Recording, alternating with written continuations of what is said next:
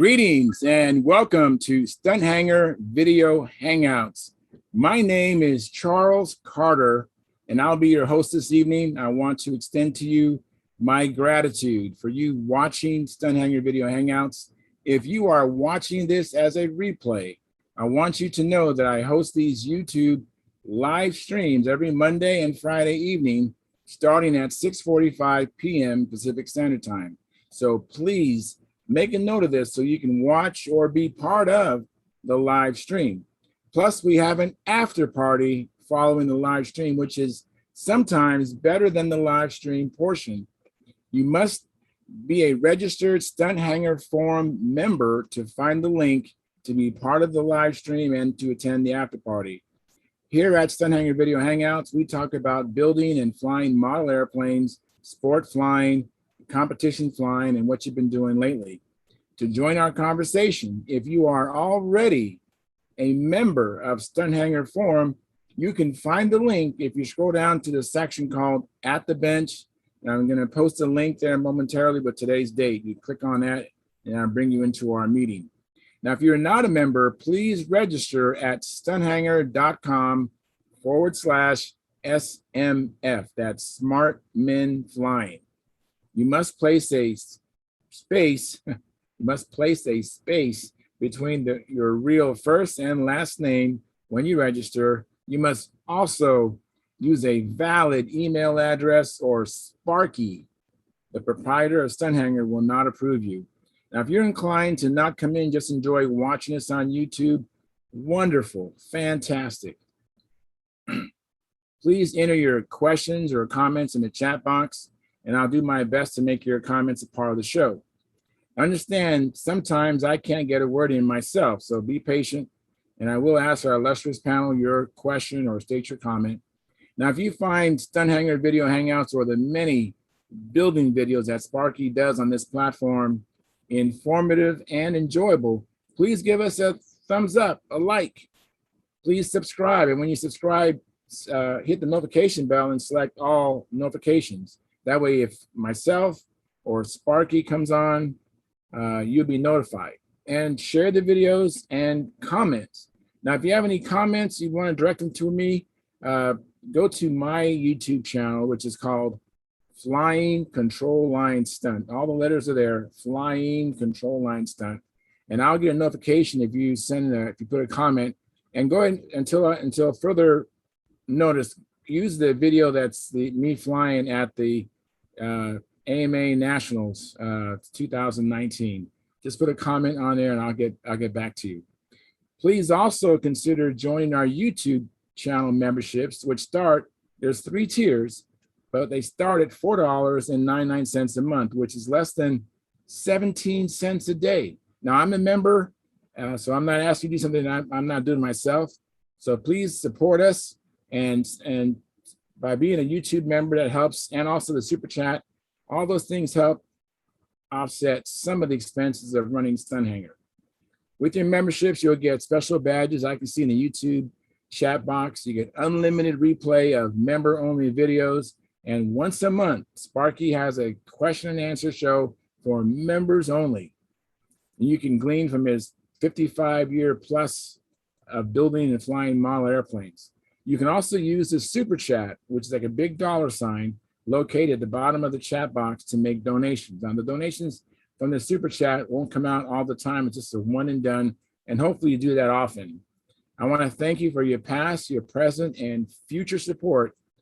You are making it happen. Please keep the conversations family room friendly. In other words, please don't use words or don't do things you wouldn't ordinarily do or say around your children or grandchildren. Without any further ado, I'm going to post the link at StuntHangar Forum, and I'm going to post that right now. That's posted.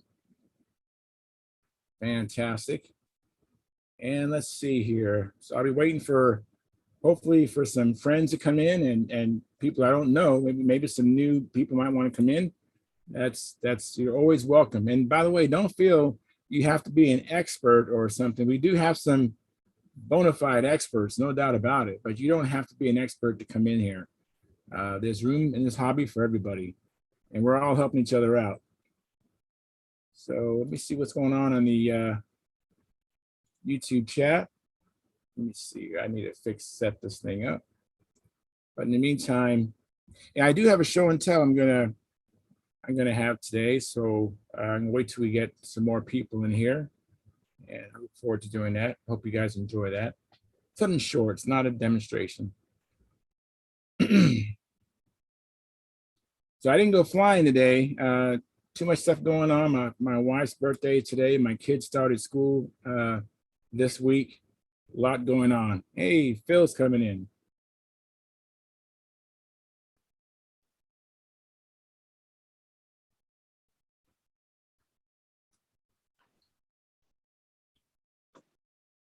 Hey, Phil. Hey, Charles, how are you? I'm doing well. How are you doing? Pretty good, but I'm no expert either. Well, you know what? You have a lot of experience and you're hanging around some experts. And so that kind of makes you an expert by affiliation. Well, I know a lot, but I know a little bit about a lot of things, but I don't know everything about anything, I don't think. Yeah, but there's some guys on here that if it can be known, they pretty much do.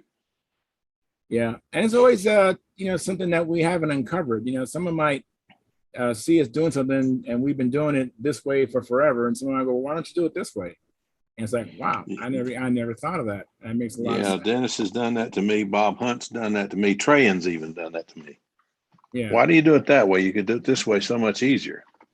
Because I never thought of it that way. But that's okay. Yeah. So have you been flying?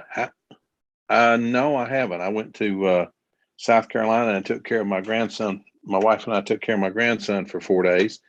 And I'm telling you what, we are pooped. Okay, I understand that. 5 years old and his little spring just does not wear down.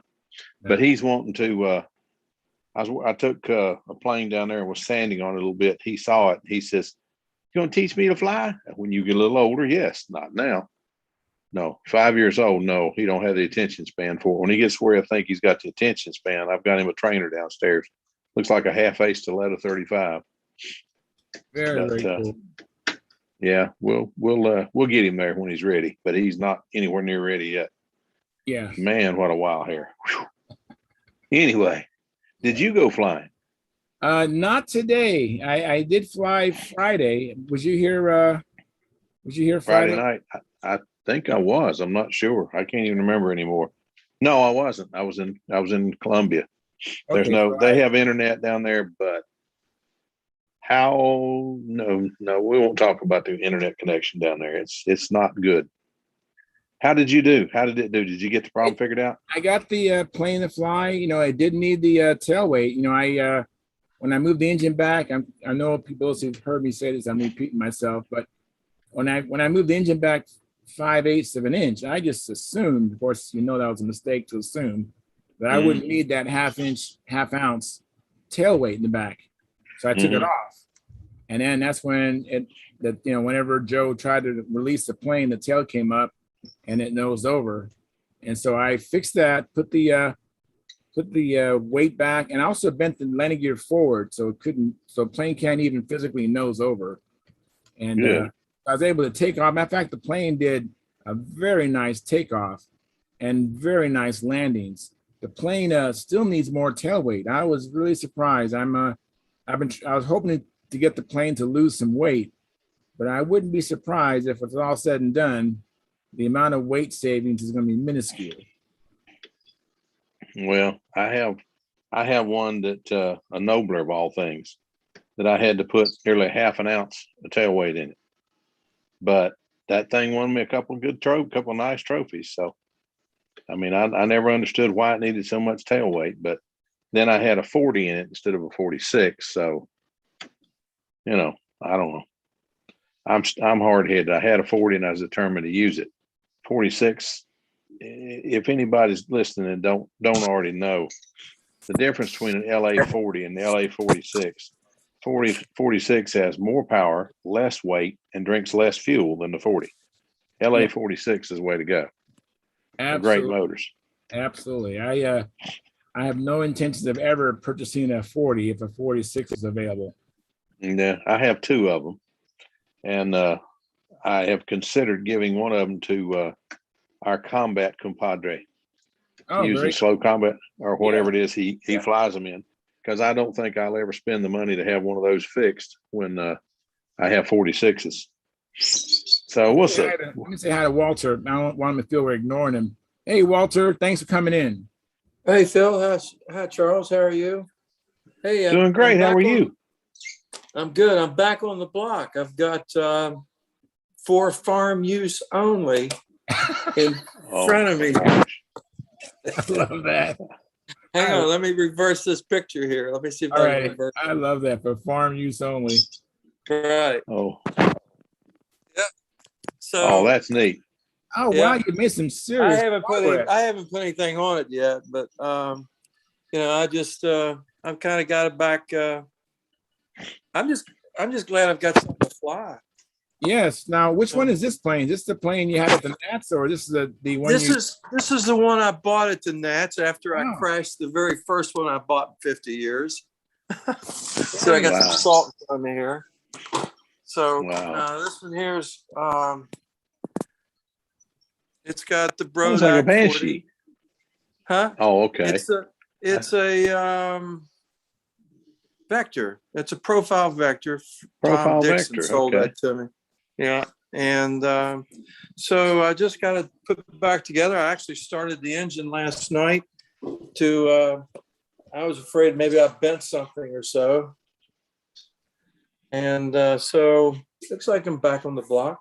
Yes, you are. And the old man's Sounds going good. to take his time this time and not try any stunts for a while. I just want to see if I can get dizzy going around the circle. You know? Oh, you want to get dizzy? Wait till you go inverted. Every time, I kid you not, I've been flying these things since I was 9 years old. Mm-hmm. If I lay off for 3 months, which usually happens in the wintertime because it gets cold, wet, and nasty around here. Mm-hmm. When I go flying again, I can do anything in the book except fly inverted. But that 6 laps inverted, by the 6th lap, I'm as dizzy as an old drunk. And I don't drink. But I flip that thing inverted and go 5 laps, I'm starting to get a little, By 6 laps, I'm getting wobbly. And Tommy says, if you had to go a 7th lap, you'd never make it. 6 laps, we're gonna do the loops now, whether we're ready or not. But it's a lot of fun, or I wouldn't keep coming back to it. Maybe I'm just a glutton for punishment. I don't know. Right. I agree. I've always been captivated by this sport, and so I can't wait to go fly. But I'm not going to put 4 ounces of fuel in it either. I start out with maybe 1.5. There you go. See what happens then. Well, and then kind of walk into it. You know, if you do that, I have a friend who's one of the flyers here, who flew many years ago and was quite good. And he's come back. I don't think he's flying right now as a ringmaster, but he forgot one of the first times he went flying, he forgot about, if you only put 1.5 ounces of fuel in your plane, be sure and tilt the plane down where the pickup tube inside the tank is in the fuel. Otherwise, you'll be sitting there beating and you can't figure out why that thing won't start. A good point. I said, you mean you didn't figure that out? And he said, no, I don't know what's wrong. Put a half an ounce in. I told him to put a 1/2 ounce of fuel in it. He didn't want to do it. So I put a 1/2 ounce of mine and tilted it way over the side and then down, and put my finger over the vent, pulled it 4 times and smacked it, and the sucker started. He said, how'd you do that? So I told him what was going on. He said, why did I not think of that? I said, we're getting old and we don't remember all this stuff anymore. Well, there is a science to this sport. Hang on, I'm trying to get my battery. I wanted to tell him Alzheimer's is a terrible thing, but I didn't have the heart. Yeah.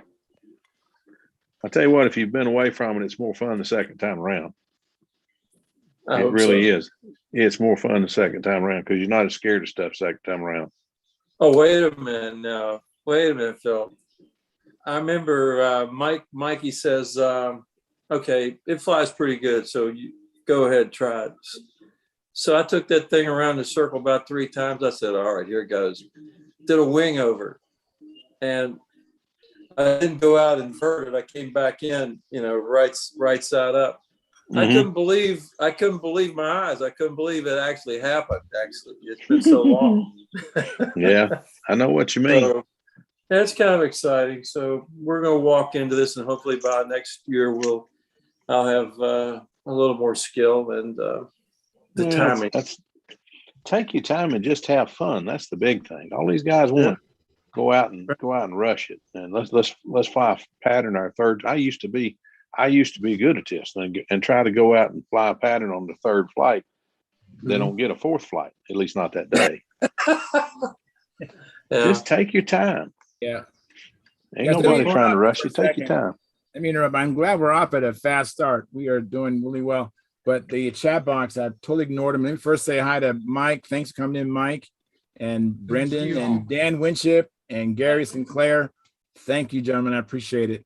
Let me hey everybody. I can't see everybody, but hello. Let me communicate with the guys in the chat box. Montana Farmer says, "Hey Charles."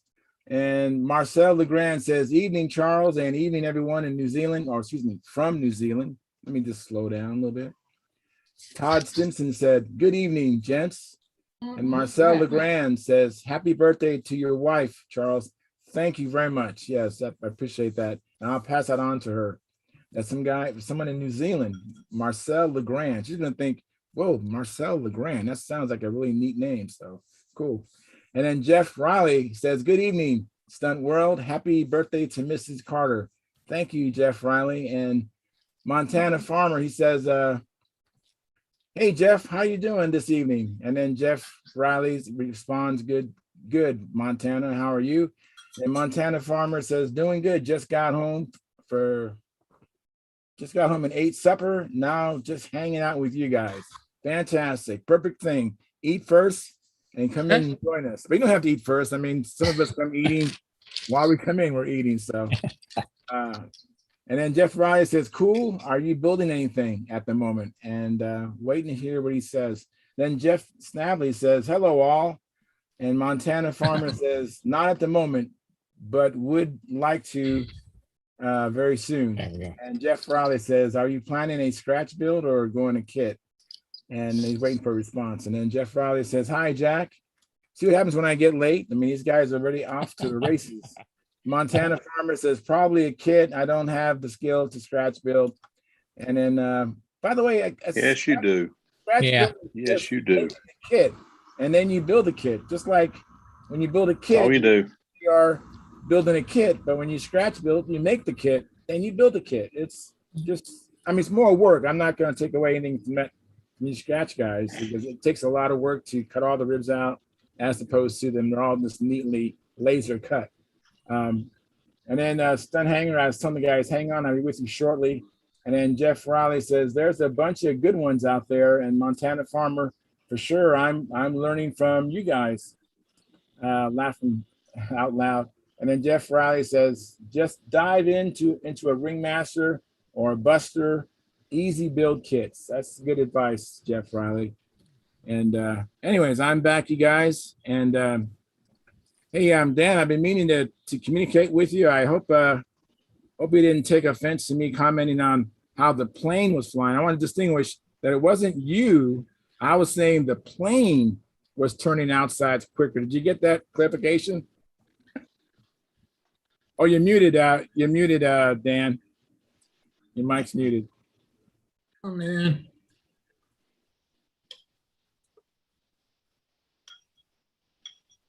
I've started something with the ice cream. Okay, Charles, you got me? You did? I mean, let Dan respond, you guys. Yeah, I'm glad somebody caught it. Somebody's paying attention, because you're exactly right. The plane turns tighter outside than it does. And I quit flying that plane probably 15, 20 years ago. And I got so frustrated with it, I hung it on the wall. And it's flying better now than it has before, but it's still got some problems. So I'll limp it along this year and see if I can get that figured out. But otherwise, I'm going on to something else. So get a better plane going. Yeah, I know. That's A lot of planes do that. I've seen that in a lot of videos. I can see that the outsides turn better or tighter or quicker than the insides. That's Yeah. it. And then most people's have told me is to adjust the push rod and to fix it. And I would adjust the push rod to stop doing it. But then the plane is flying level with either the tail down or the tail slightly up. It's not flying totally flat. Right. And that's what, I'm like, well, I don't like that, because when I do the 4-leaf clover, going from left to right, let's say it's going to ascend, and then going from right to left is going to descend. And I'm like, yeah, it's turning the same, but it's not flying level. And then I heard you say you're going to do it through your handle, which probably is a better way than, and I don't know what's the better way, except for like Tryon, he has access to his bell crank. He can adjust the ratio, the throw. He can do all that. He can fix that. Them set up. And Well, I have a plane that I'm working on. Actually, cut the canopy out so I could adjust the push rod going to the bell crank from the front, and so I can adjust that. And that seems to be the best fix. Yeah. Yeah. The handle is probably the quickest and easiest thing to try. And if I can't fix it with the handle or adjust the push rod going from the flap to the elevator, I'll just hang it back on the wall. So I got. Dan, what's that over your head? That's a BlueMax. That's a plane I started 15 years ago. That's Cosmonauto's BlueMax. That'd be a good one to finish. Yeah, it's gonna have a Tiger 60 in it. This thing here started messing with canopies, so I finally got a canopy pulled, and I got that thing roughly carved. I like the looks of that. That's neat. Yeah, I like the canopy too. It's got, instead of just being squared off and back, it's got that cutout, that flare right here. I like I like that. That's slick. I'm in the process of making a helmet. These are little. Oh helmets. yeah. These are little big. So it's made like a wheel pan, left and right side. Mm-hmm. And I just laid this up about half hour ago. So I'm going to put a helmet in there and put a visor on it. And I'm going to paint the helmet with the same kind of scallop on it, Oh, Mhm. cool. So the That'd be scallop neat. canopy, and like Sparky does, the scallop on the nose. So it's all going to blend together, hopefully. So Yeah. Is Pretty that airplane. gonna be the Lord helmet? Say what, Tryon? Is that gonna be the Lord helmet? The Lord helmet? You talking Spaceballs. about Space helmet balls. from Spaceballs? Yeah, Lord. so, yeah. Hey, I did that to one. In my flying a ludicrous mode. Hey, Dan. Baseballs. You can say one That way. was funny. Dan, I did a plane called a humbug. And when Oh, I yeah. think of humbug, I think of Mr. Magoo, which was Jim Backus. Yeah. One of the old Jim Backus commercials in not commercials, cartoons. He stumbled into an airplane. He's got a helmet on that's bigger than his head. And it's just Yeah. So I took a piece of wood and just carved, it looks like just a round bullet. And then I painted the helmet and put lightning bolts and stuff on it, put Magoo across the front and painted a shield on it. But you can see his head back in there is much smaller than the helmet. And it looks like Train's talking about Lord Helmet's helmet. Yeah. But one of my buddies was really getting on to me about that thing because it looked so ragged. I said, did you ever see a cartoon that looked polished? I mean, seriously. Right. So I made it look like a cartoon. I mean, he's got air tanks, he's got everything in there. But anyway, the guys looked at the thing and one of the guys finally read, what does that say on his helmet? I said, Magoo. Oh, I get it. I get it. After that, they never questioned me about it. He had to enlighten the rest of the guys what that meant. Most of them are too young to remember. I remember Magoo. Yeah. So I always loved Jim Backus. He was a mess. yeah. I was just thinking about what Charles just said earlier about the controls having the turning equally. So that was probably a patch, you know, when you change the okay, let me back up. If you have a plane that everything is aligned and you have equal movement up and down, Yeah, or the controls are symmetric, right? The flaps is 0, the elevator is 0. If the flaps goes down 10 degrees, the elevator goes up, whatever, you know, and flaps up 10 degrees, elevator down the same amount. So it's symmetric, right? right. And you still have problems with the, you know, with flying equally. Like you guys said, it's can be one thing I can think of. It's a flexible push rod, right? Yeah, Because on one side it's in tension, so it doesn't flex. The other one is in compression, can make a bow. But if that's not it, then it's at the control. It's out of your hand because you give it much more input in one side than the other side, or it's on a control horn. The yeah, flaps, the control horn to the flaps push rod is not Yeah. done properly. Well, And it's I not- think, yeah, it's and I not think 90 degrees. You're not getting that right angle. not Yeah. necessary, yeah, but what Yeah. you want to do is like take your push rods, right? So you take your push rods from here to here, right? Right, And measure the flaps deflection. Take your push rods from here to here and measure it again, and make sure that they're symmetric, it's equal up and down. So then on your equal push rod movements, right, because they Right. go like this, so you have the same reference, same amount, right? So you have Right. same amount on the flaps, and you might find out that the triangle, the control horn, I mean the control triangle, it might not be 0, 0. It might be skewed to some angle right, to get that. right. And you know, even better than that, just give yourself an opportunity to have a way to like make the canopy removable, especially if it's electric. I mean, it's just so easy. So make the canopy removable, get one of those push rods with like double ends on it, so you can make the push rods longer or shorter, and you can fine tune it like that. I mean, you can fine tune both of them. You can fine tune the flaps to the elevator, and you can fine tune the flaps to the triangle from that one spot. Okay, So that'll be an idea. yeah. And I'll look I have at yeah, a question. Are you done trying? I'm sorry, I don't want to interrupt. yeah, go ahead. I'm just wondering if it's also because let's say we have everything perfect, everything's equal. Mhm. The air traveling over the top of the plane, it's smoother, and the air traveling underneath the plane, it's more obstacles in the way. You got the landing gear, you got the wheels, maybe that's Mhm. why it turns differently inside and out. So even if we have everything built right, just the way Mhm. the plane is, it could probably cause it to have more resistance or turbulence in one way versus the other. I mean, I'm just Yeah. speculating. Uh, it's I don't think it's that big of a trouble, you know. It's some, yes. You know, I understand that the landing gear can have some drag, some turbulence from it and stuff like that. It's mainly on one side of the plane, it's obvious, right? Mhm. But you know, it's kind of, you know, it's not really next to the wing where the aerodynamics happen, right? Right, And right. and the aerodynamics around the wing don't happen like that 6 inches away. So it might Okay. give you a little bit of a moment of Yeah. pitch down, you know, because you have drag on the wheels. They want to just want to nose in the plane, right?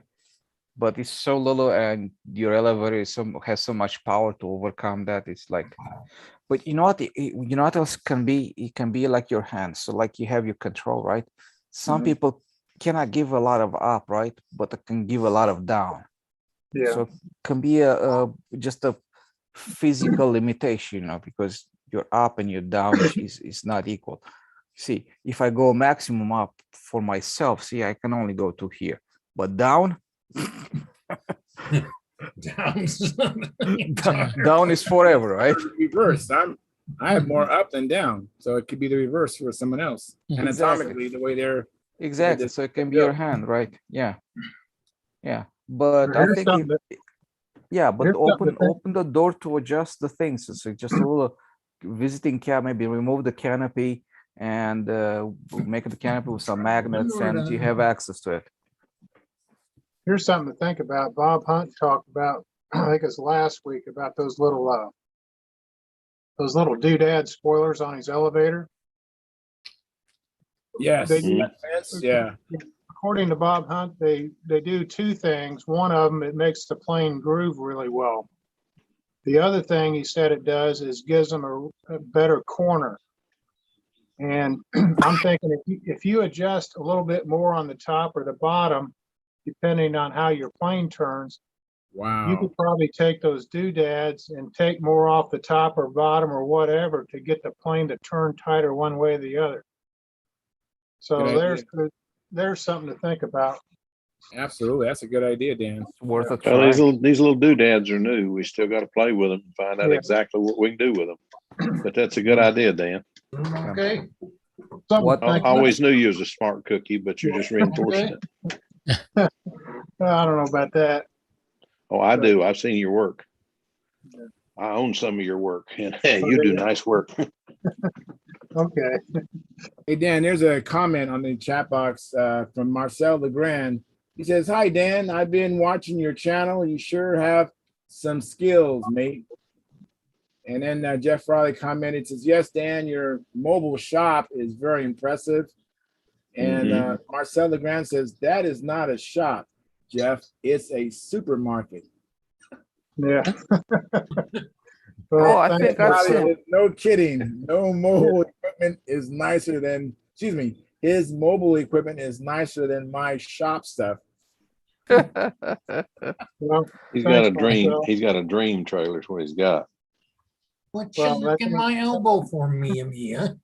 That trailer will work you to death, believe me. Well, yeah, but you can make a lot of money with that trailer. Yeah. That's a nice place. That's a nice shop. Yeah. When I retired, I got a job in trim carpentry, and I did that for 3 months. And it was supposed to be only part-time, but it's amazing how many modeling skills with airplanes and building airplanes transfer into carpentry and trim carpentry. Yeah. So a lot of these kids, I mean, you know, if you get them out here building airplanes, I mean, there's a lot of jobs that translates to. Well, the thing that got me, my grandson says, "Why in the world do I have to learn all this math? I will never, ever use it." Wrong. I said, okay. I said, okay, wait a minute. When you figure out, now, wait a minute, he works with his father Yeah. pouring concrete. But now when I say they pour concrete, they pour Walmarts and hotels and all that stuff. They pour Big 3-month stuff. jobs. Yeah, big stuff. And get it level with lasers and all this stuff. I said, when you figure out how much concrete you're going to lay that day, how do you figure it out?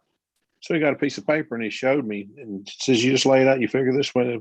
I said, Yeah. That's math. Yeah. That you're using math to figure out how much concrete to order. Yeah. And you're figuring out how many yards of concrete. I said, that's geometry. This is just plain math, but that's geometry and that's calculus. Yeah. You're using it all right there. Yeah. And he looked at me with a blankest stare and he said, well, I never thought about that. I said, why you reckon your daddy gets you to figure all this out? It's because he can't do it. Yeah. So, Yeah, there's anyway, there's he a can, ton by of- the way. His daddy is very sharp. But anyway, I teased him about it. Now he don't think about that too much anymore. He goes ahead and does the math and goes for it.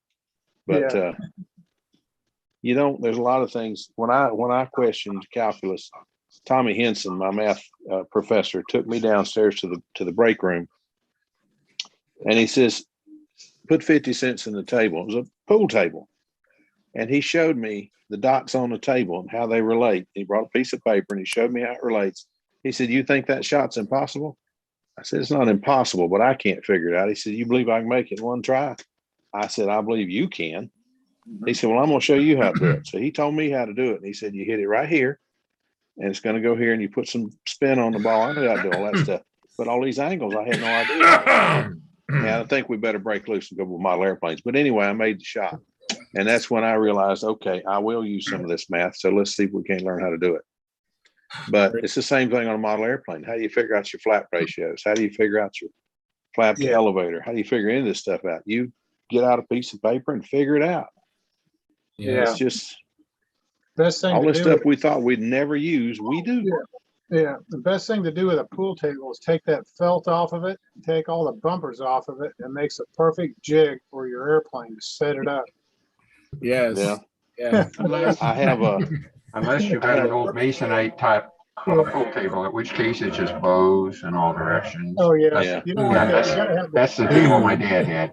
So I'll yeah. tell you what, Yeah, I have an old conference room table, 8 feet long, 4 feet wide. That's what I build on with glass Yeah. on top of it. Wow, that's a nice. When the table. hospital gave me that thing, we had to figure out how to get it out of there that night. It wouldn't go in the elevator. It would not go in the elevator. So we had to take it down the steps, 4 flights of steps. That So- sucker weighs a little over 300 pounds. It about killed my brother-in-law. So Oh, this is plate glass you put on, build on? but Okay. I think it's 3/8 thick. I had some thick stuff once and I couldn't shim it flat. And This that's stuff, why I 1/4 inch. I didn't figure I'd ever be able to shim it flat, but I laid it down there and got my stuff out, started looking, and I said, now how am I going to do this? And my son-in-law came over and says, wait a minute, Pops, I got you figured out. He'd never called me Pops before. He went out the truck, got the lasers, and we got to checking. He ran the lasers across the table. We checked it over here with a ruler, and we checked it here with a ruler. Checked. About 30 minutes later, he said, that table's level. Yeah. So I said, okay. And I've been building on it ever since. That was 10 years ago at least. You gotta remember, But, it doesn't matter if it's level, it's gotta be flat.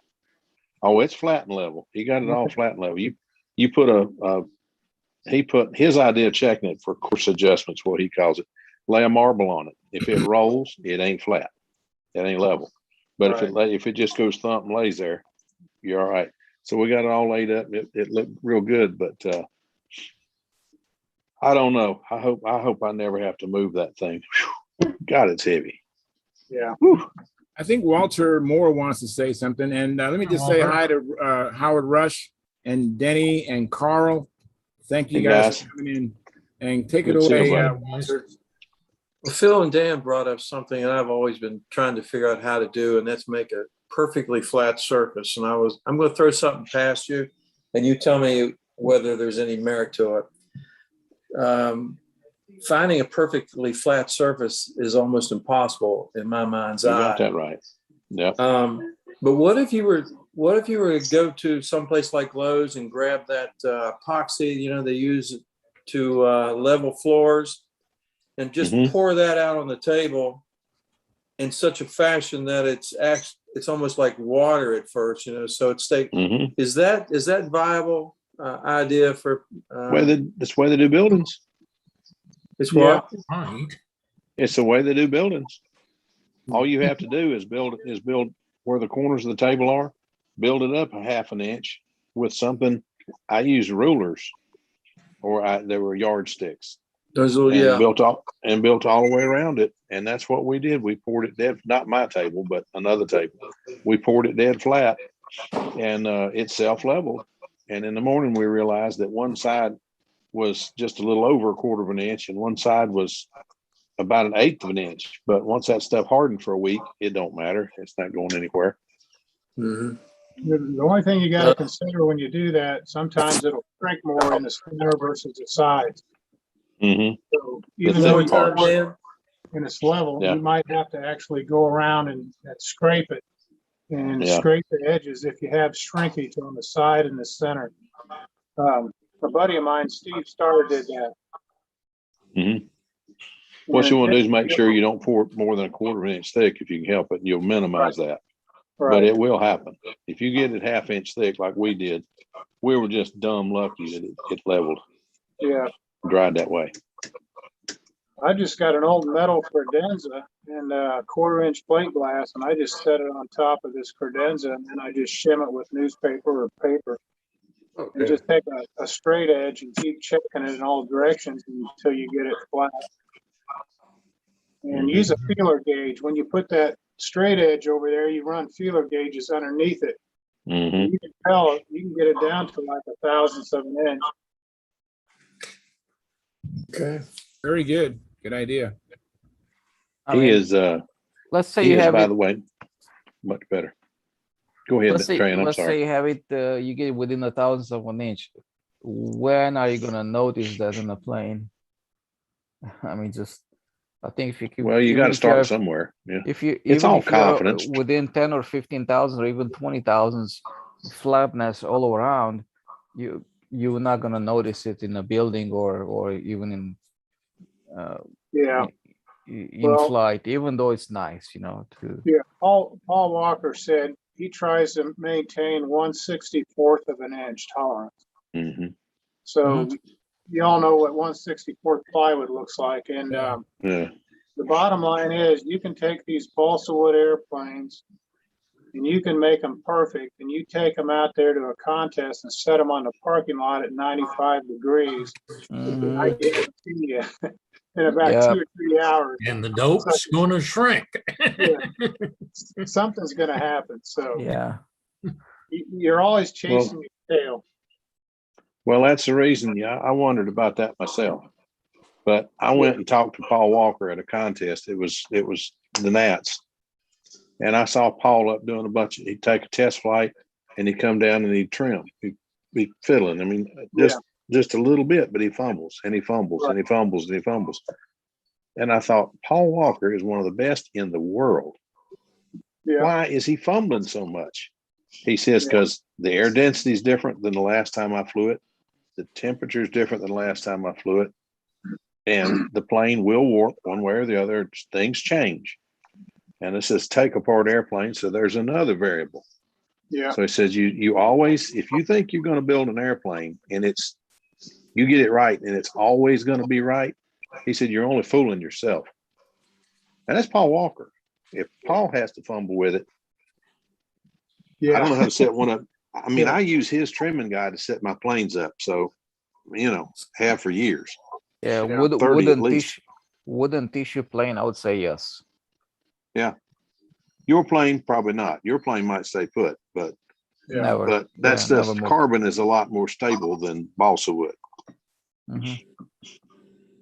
Or at least I hope it is. So, Yeah. Once you get a table flat, I made these little jigs. This is made for an RC plane, but I do the same thing with control line. So I put slider blocks in here with a pin. Uh-huh. And I have 16 of these. 4 on the outboard, 4 on the inboard. Same thing on the stab. And then the fuselage has something like this where it runs parallel. So basically, you plug this pin that comes off these into the wing on the center line. And this was set up for a pod for an RC plane. This thing, what I was going to do with this thing, okay, here's this RC plane. So this thing is going to hold the pod for the motor at 0 incidence. And then back here at the tail, there's going to be something that holds this up. So that way I can jig this thing up. All it is a pod with a carbon rod. But so basically you just have to come up with jigs to match your plane. So once on the plate glass, you put crosshairs, one down the center, one at the trailing edge of your wing, and then one at the trailing edge of your stab. And you measure those so they're perfect. So then you transfer, this goes up against that tape line that sets the trailing edge. And then it sets the trailing edge of your stab. So once you plug these things into your airplane, it sets your incidence of your stab and your elevator and your wing and also the fuselage. So you jig the whole thing up on the plate glass before you glue anything. So you just these little jigs, and these things are cut with a groove in it. And I cut it to where the upright sort of moves back and forth. So then I'll take a perfect square, like a woodpecker square on the glass, and I'll get this perfectly at 90, and then I'll wick the CA in there. So that's how I get these things. So there's other methods, and this stuff here is movable. You can do different planes with the same jig. So Very good. Pretty That's neat. cool. Very nice. That is good. I remember seeing that on your old website years ago. Yeah, yeah, I've got 16 of those, and they're adjustable with that, like a slider block, and I've got a straight pin through it. That's pretty neat. Yeah. So when you set one up, it's like on your fuselage, there's your thrust where your line for your wing incidents. You set that up where it needs to be, then you take the other 7 and you set all the pins to match the first. Yeah. So they're all exactly the same height, and then you plug them in. So the jigs do 2 things. They align everything, and they also hold everything in position while you glue it. Yeah. So Nice. I like those. Very cool. Yeah, I didn't realize they were that big. well, In the magazine, I thought, or website, I thought they were smaller, but that's they pretty are cool. smaller. That was like for an RC plane. I'll show you the smaller one. Okay. Yeah, get one down. I made a set like Paul had in his article on the original article on the impacts, bunch of triangles and flats and all, and they work great. I've been using them for a long time. Who was it that was saying he couldn't do a scratch belt? Oh, hey, Minnesota farmer. I mean, he trying to tell me he can't do a scratch build. I've seen pictures of his car. Trust me, he could do a scratch build. He could do anything he wanted to do. That guy's got some talent. Yeah. Well, my projects as of now, I'm going to recut to make 2 Excaliburs to learn on. And I'm buying myself a 63rd birthday present the 1st of September. Oh, Young. A Rodak 59 Aries. And I'm in There the you go. process of trying to get a period correct engine. I want an Aries. Well, I tell you what, if you can get it, get the OS, not the Fox. Nope. Fox I is a will great- have nothing to Fox do is with a- the Fox. I'm going to get the Fox- period correct. I'm looking at Yeah. a couple Johnsons of all things. Hey, No, he Now flew you're that on a talking. Fox. He flew that on a Fox 35 more than anything else. Yeah, Bill did. But Yeah. with the prop extension, you'll beat that thing to pieces in a hurry. Not if you balance the propeller. I've got a 3/4 inch extension on my Fox 35. That thing, I've been flying it. Oh God, 10 years at least, 12 years. I bet it's got 1,000 flights on it. I've been through a half a dozen propellers and 2 motors on that airplane. And I've never wallered anything out yet. I've just worn out sleeve and pistons. Yeah, I feel like I want a little more power, and that Johnson definitely makes a bit more power. It's strong, Mm. but Or a usable. Merco. Mercos are heavy. I have They're 2 or about 3 the of them, same but as they're the heavy. Johnson, I think. I've got a Merco I have 35 that's going to go in the I- Spitfire. It's not that bad. I have a Johnson myself, but I've never flown it, and it's I've run it, but it's like a Super Tiger 35. It wants to just run crazy. I want something Is that it- can calm down. It's Is a strong it a motor. You'll like CS? it. Is It's it a stunt CS or what? It's a stunt special. Oh, oh, Stunt Supreme? Stunt Stunt Supreme. There Supreme. you go. Stunt Supreme. Okay.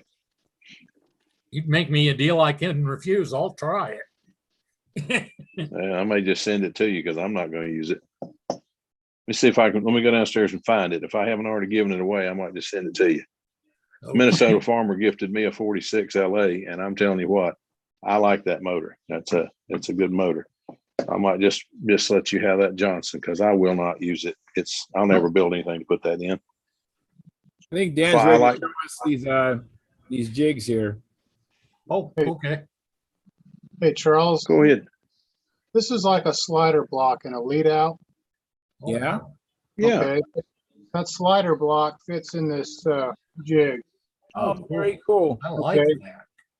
I was wondering how you did that. I was curious. Thank you very much. So it's a 440, just think of it as like a lead out slider right here.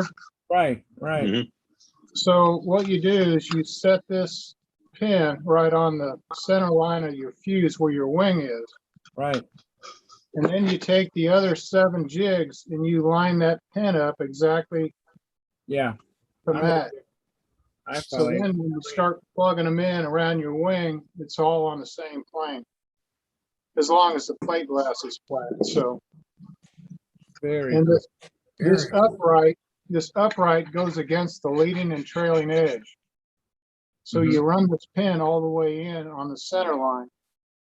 So what you're doing at the trailing edge, you're transferring the tape line you put down on the glass, take masking tape, and then take a razor blade and cut it.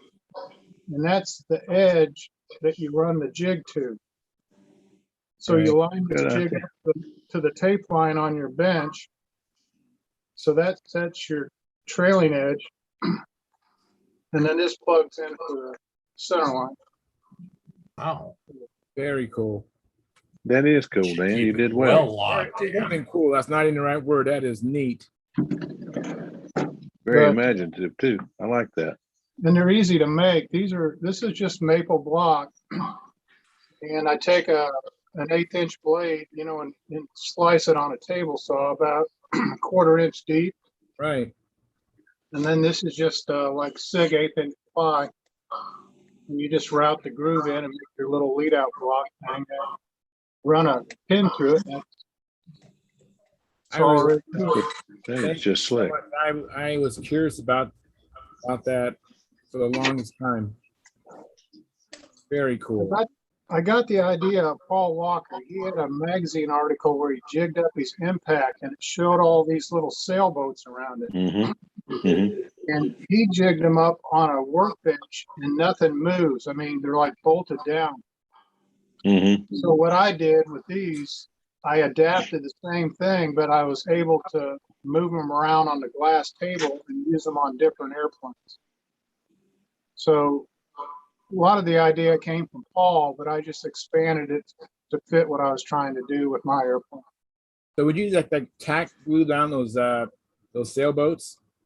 A lot of times with the weight of the wing, they'll sit there. And another thing I've got is little bean bags with lead shot in them. And I sewed up a bunch of little bags and I just set those around just like weights to hold everything down. Good idea. Yeah. You want to around the corners of the top of the sailboats, or you'll poke things with it. Oh, yeah. Yeah, Now, Yeah, how do you know that, Howard? I poke You speak things from with it. experience? Yeah. I'm not as careful as Paul. Yeah. Oh. Yeah. You got around it. I've done that. Mm. Yes. You got to round your fingernails too. You'll do some damage on your plane with fingernails. Yeah. I chew them off. Rings. Yeah. Hey, Mike, your camera must be, the lens must be a little bit dirty. Probably if you just wipe it off, you're kind of foggy. Yeah, I think it could be. We've had a lot of dust. there we go. Better? I'm still too high. I had to drop the chair all the way down so I can be seen. That's better. I don't know. Anyways, I just thought maybe it'd be dust. And but just wanted you to know. Now, see, they got Howard here. Howard Rush. He's the math guy. He knows the math. Oh, yeah? Yeah.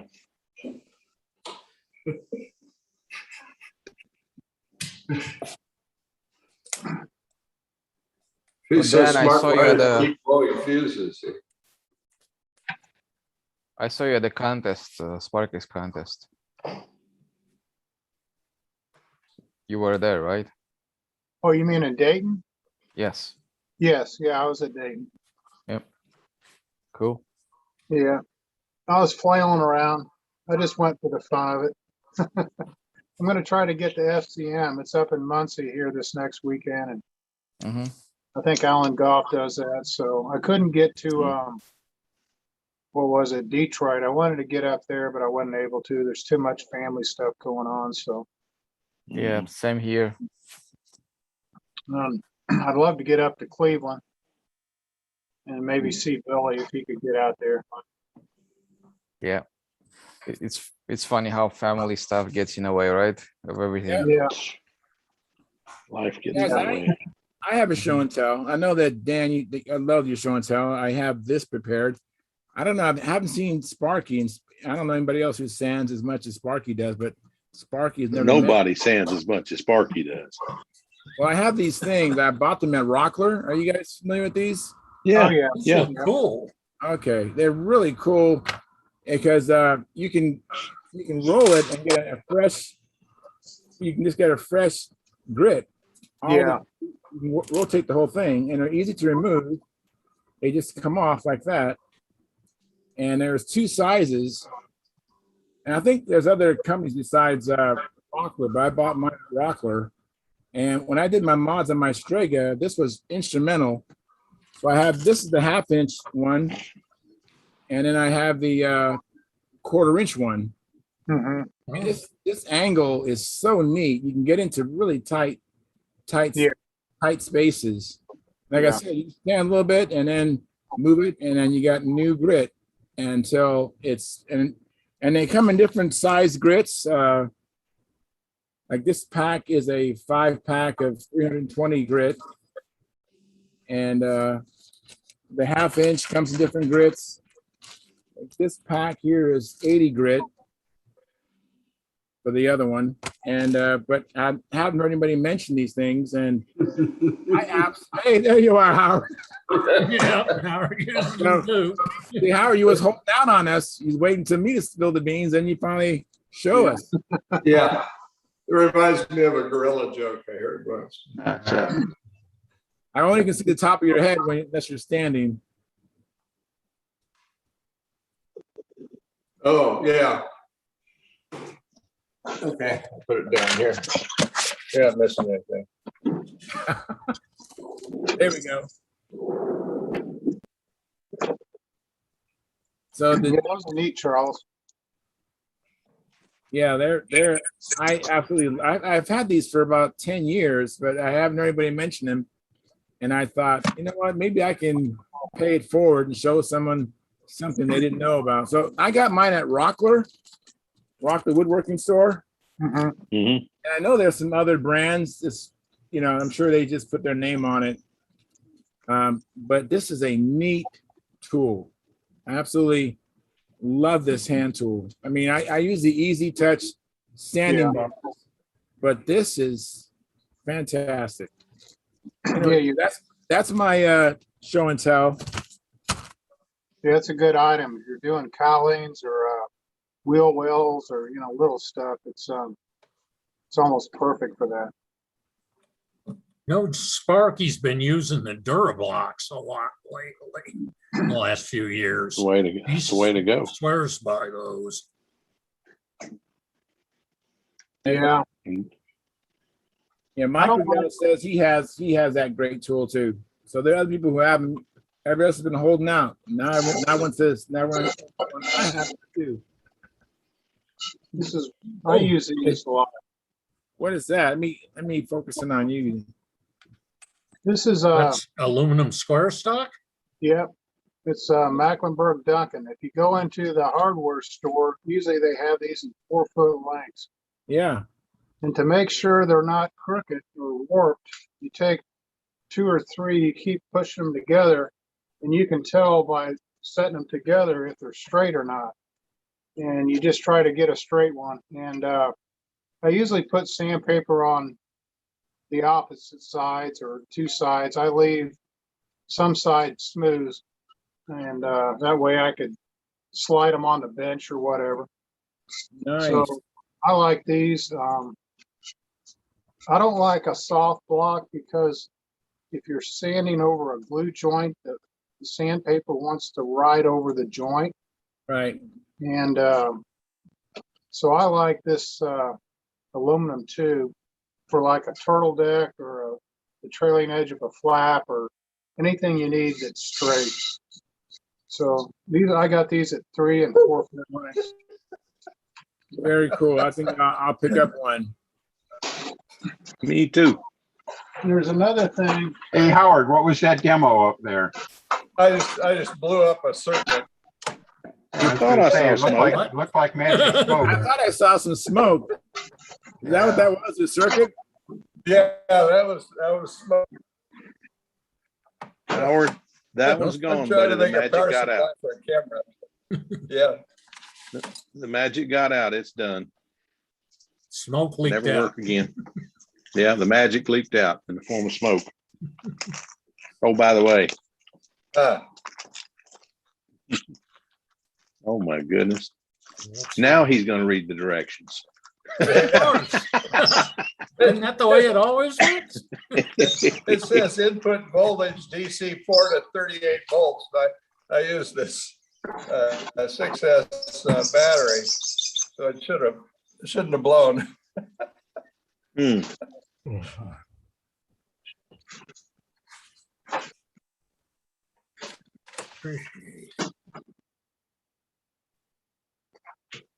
I tell you what, I thought I was the only one that did stuff like that. But when somebody like Howard Rush does it, I don't feel so bad anymore. Oh yeah. Tear it up and then decide to read the darn directions. Walter, are you trying to get our attention, Walter? I'm saying it's past my bedtime. I've got to go to work tomorrow. So All right. Thank you, Walter. Thanks. enjoy talking with you guys. Always a pleasure. All Good right. night, all. All right. Take it easy. Hey, Philip, So that's Howard. That's the most exciting thing we've seen since Mike Lonke's not dying demonstration. But that was nowhere near as debilitating, I guess would be the right word. Mm. hey, Philip, Yeah, if you Mhm. still have that engine and want to send it, how do I get you my address? Or I'm not worried about my address. You know Charles. Yeah, You know yes, Charles. I'm He knows how to get in touch with me. okay. Yeah, he can do it. Because If I I'll go would down tomorrow love and see to if I have can that find it. If I can find it, it's yours. It's a Johnson Stunt. I think it's a Johnson Stunt Supreme. I had two, I and have I been may. looking for 3 years for one of those. And every Wow. time I find one, it goes crazy on the bag. Well, Oh, I would rather give it to somebody going to use it than sell it on eBay, because all they're going to do is a bunch of guys buy it and sell it and try to make money off me, and I don't do that too much. No, I don't. Anyway, I'll look for it tomorrow. I've got it is a massive undertaking to get to the box that I Okay, keep my I sure motors in, appreciate it. but I will sure take a look, and I won't be here. As far as I know, I won't be here Friday night. I'll be in Atlanta, but I'll talk to you next Monday and let you know what I find. Okay, I'd much appreciate it.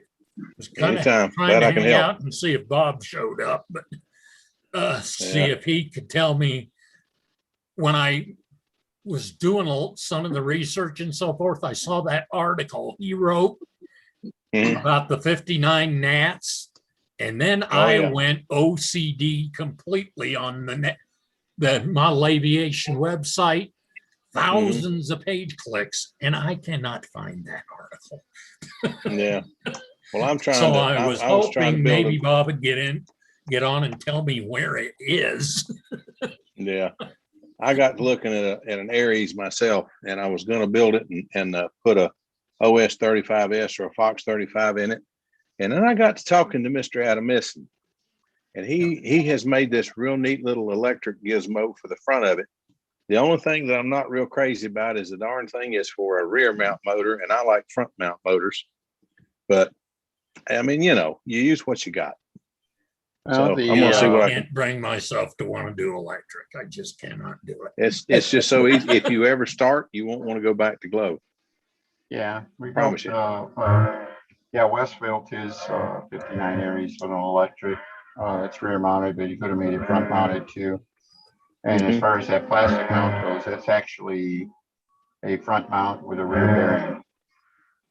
So I'm gonna get in touch with you. the small motors only have a 4mm shaft. They're pretty flexible, and the clearances, the motor fits between the mounts, but there's not a lot of room for movement before things touch. Yeah.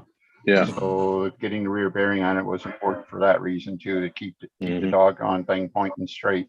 So, Yeah. Yeah. but I want to try to get one of Mike, those going. back to your other concern about running a shaft extension on Fox 35. You take a look at any of the designs from that era, not just the Aries. They were all running Fox 35s with half-inch or three-quarter-inch extensions. I'm with you. I don't understand it. I don't know how they lived. The plane bearing motors and everything like that. They all used it, and they were successful. So. Yeah. Keep the weights, One keep thing the parts that's straight, keep like they're saying, make sure everything's balanced, keep the parts straight. And that's kind of I what guess sold me on take the a little bit of Johnson. faith on that. So That's what kind of sold me on the Johnson is that gigantic crankshaft on that. That has some beef. yeah, the only trouble you're going to have with a Johnson on an Aries is you're probably going to have to add about 3 ounces of tail weight to it to offset it. I'm hoping not. I'm going to try the best I can to. I think from what I was looking on Spectraflight, it's like 7 or 8 ounces and a Fox is 6. So Yeah. hopefully There's I can another keep wild card. nose light enough, it'll work. Another wild card is the Johnson was available. I don't know what they called it officially. I always called it a sports series. It was an engine with a rather long angled exhaust stack on it. There's a much milder engine. Those ran pretty good. My brother had that in a couple of airplanes early on, and Those are the older well ones. Yeah, that Stunt Supreme, what between that crankshaft and the fact it may be very similar to the Combat Special, except it's running 6.5:1 compression ratio and makes an incredible amount of torque at 8,000 RPM. And it pretty much stops power at 11 to 12. So it's not going to run away on you.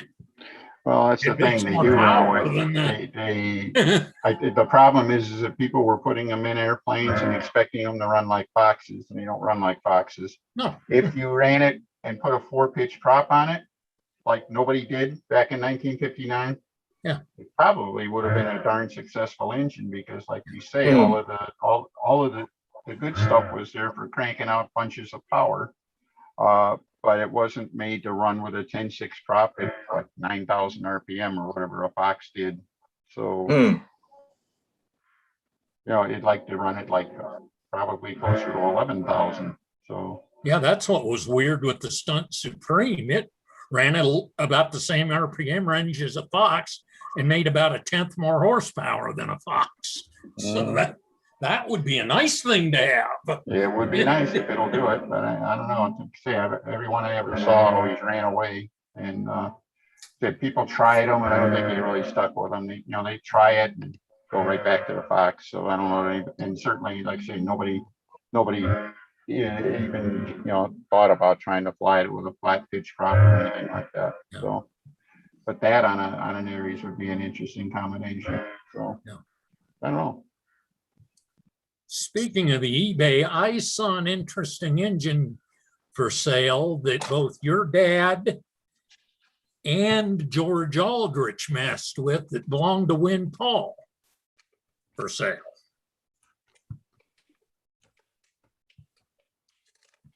You're muted, Denny. Yeah, I would say if we put George's name, my dad's name, and Win Paul's name on somebody's name dropping the hell out of that thing. It's got the GMA on it, and I guess it was, I don't know where it came from, but it had both GMA and your dad's and you guys, and supposedly was one Win Paul had. Mm-hmm. I don't think anybody's heard from Win Paul in a while, have they? He apparently, he was finishing up his book and stuff. He had a lot. Hopefully, he was major caregiver for his wife and everything like that. Basically, took up about 23 hours of the day, and so he was laying low for a long time. I don't know where he's at now. I think next time Bob Hunt comes on, maybe we can ask him because I think he talked to him not too long ago. But it's funny. Yeah, my dad, you stuff. mentioned GMA. My dad used to write. He had a tool. He used to just freehand. He would etch big art on the motor. Okay. Yeah. Then he started getting some people sending him engines, and they had big art on it, and he had never touched the engine. Oh, geez. Wow. Somebody, honest to God, somebody was trying to mimic that and passing it off as a big art engine. Mhm. And so That he was gets understandably miffed that about gets that. irritating. Yeah. Yeah, and then I would have, I don't know that that's the case there or not, obviously, or anything like that. I don't know that I could spot one way or the other. But the GMAs were an even simpler mark, Yeah.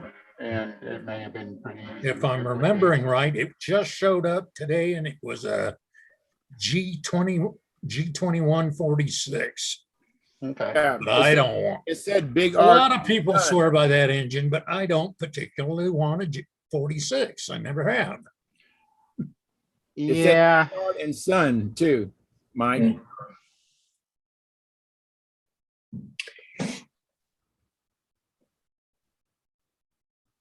So yeah, I don't know. I was never crazy about 46s either, but they were running good. They ran good, but they didn't seem to. I never liked the longevity. It's like seemed like everybody who had a 46 had 3 of them. Yeah. Yeah, dude. I think the one that made him do the best, and he probably worked on them constantly, was Bill. He knew how to make that engine work. The thing about 46s, when those things came out, we started putting them on big airplanes. Think about it. When those things got popular, the Genesis 46 was one of the big airplanes. The Stiletto USA 660. one's way over 700 square inches. Well, that's the thing. See, that's the thing of it. That's Yeah. the thing of it. They're putting them on these great big engine airplanes that should have had Tiger 60s in them.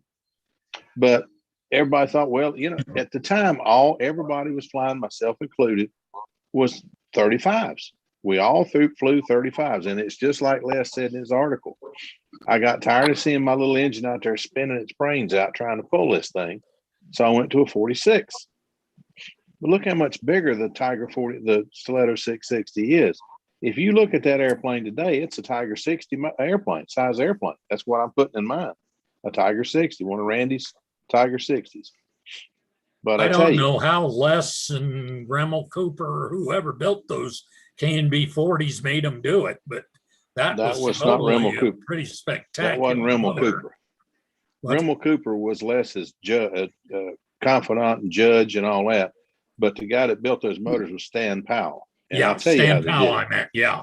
They went to K&B and they bought sleeves that were uncut, and Stan cut those himself using his own timing. Stan Powell's no dummy. He's pretty good on motors. But Stan that would can be make an those interesting motor to pick up if you could ever find one.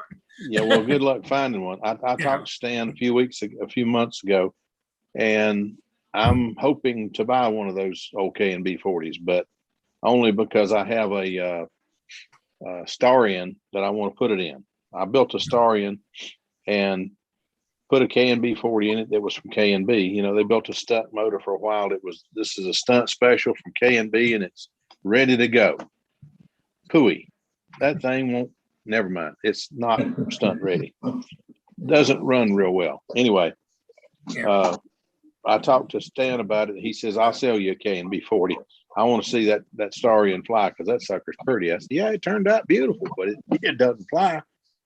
But anyway, it doesn't fly very well because it doesn't have enough power. But I found out that you can put a OS Max 40 FSR in that puppy, and it'll fly. It'll fly. And now like Bob Hunt did. The triple blade, it fly pretty good that way, I'll bet. Well, triple blade, everybody thinks that putting 3 blades on is secure, but 3 blades is more drag. So you got the motor, you're going to drag the motor down even more.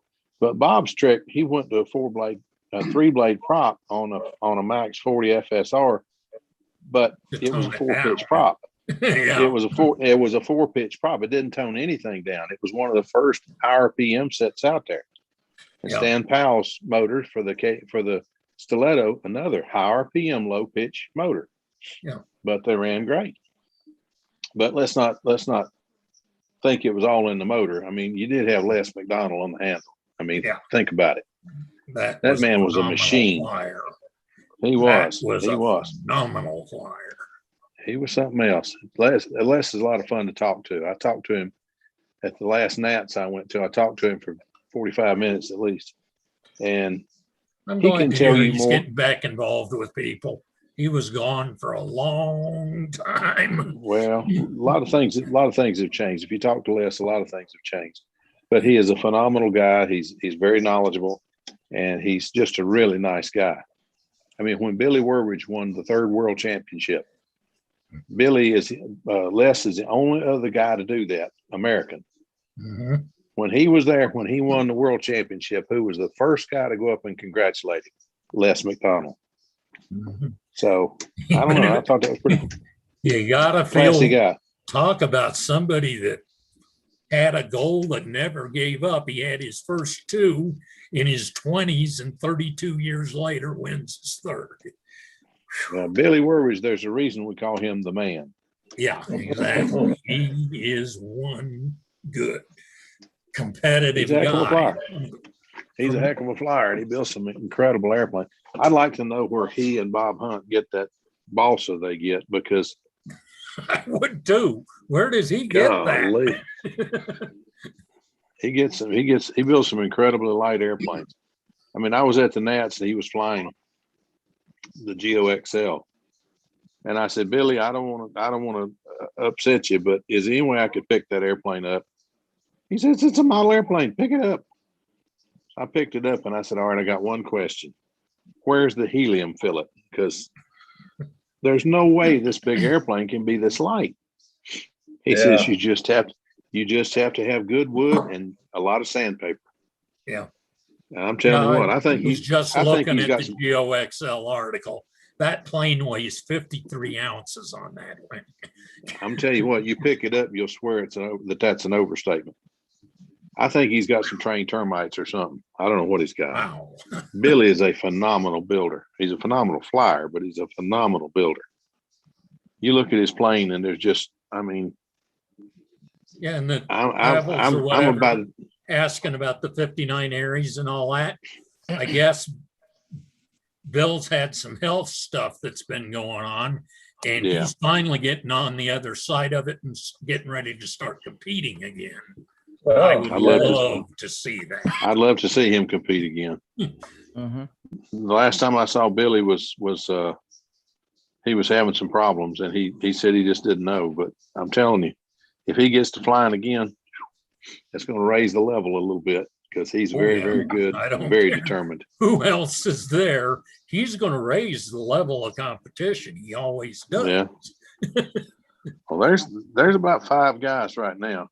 And Howard, I've been meaning to tell you something since the Nationals. Congratulations on top 10, buddy. You did well. Oh, thank you. I heard you placed 9th. That's no slouch, especially in that wind. Squeaked in there. Well, in that wind, that wasn't a squeak, buddy. You did well. Well, I saw a couple of your flights. Weather when I flew. Yeah, I watched Sparky's coverage of that. Oh my word! How are they flying that stuff in the top 5? I don't know. I tell you what, when Todd Lee said, "I'm kind of glad that I don't have to go out there and fly in that mess," I knew then it was bad, because I've seen Todd fly at Myrtle Beach. The wind was howling so bad you couldn't believe it, and he went out there and did consecutive square vertical 8s. And Todd's a heck of a flyer. That's kind of and what I've heard. He's quite a flyer. Jim Lee's pretty good, but Todd is phenomenal. And I don't know how he doesn't score better than he scores at the Nats. I haven't been there to watch him that many times, but I'm telling you, he's a heck of a fella. He's a really, really good fella. He's one of those people you can walk up to and ask him a question, and he'll often as not stop what he's doing and answer your question. That's cool. So, yeah, he's all those people that think those top guys are, I can't bother them, they're snooties. I haven't tried to talk to them, because there's very few that I've met of the top guys that won't take time out and talk to you. Yeah. Oh, I'm kind of curious. I know that Chris Rudd was working with Bill for a while. Billy. Yeah.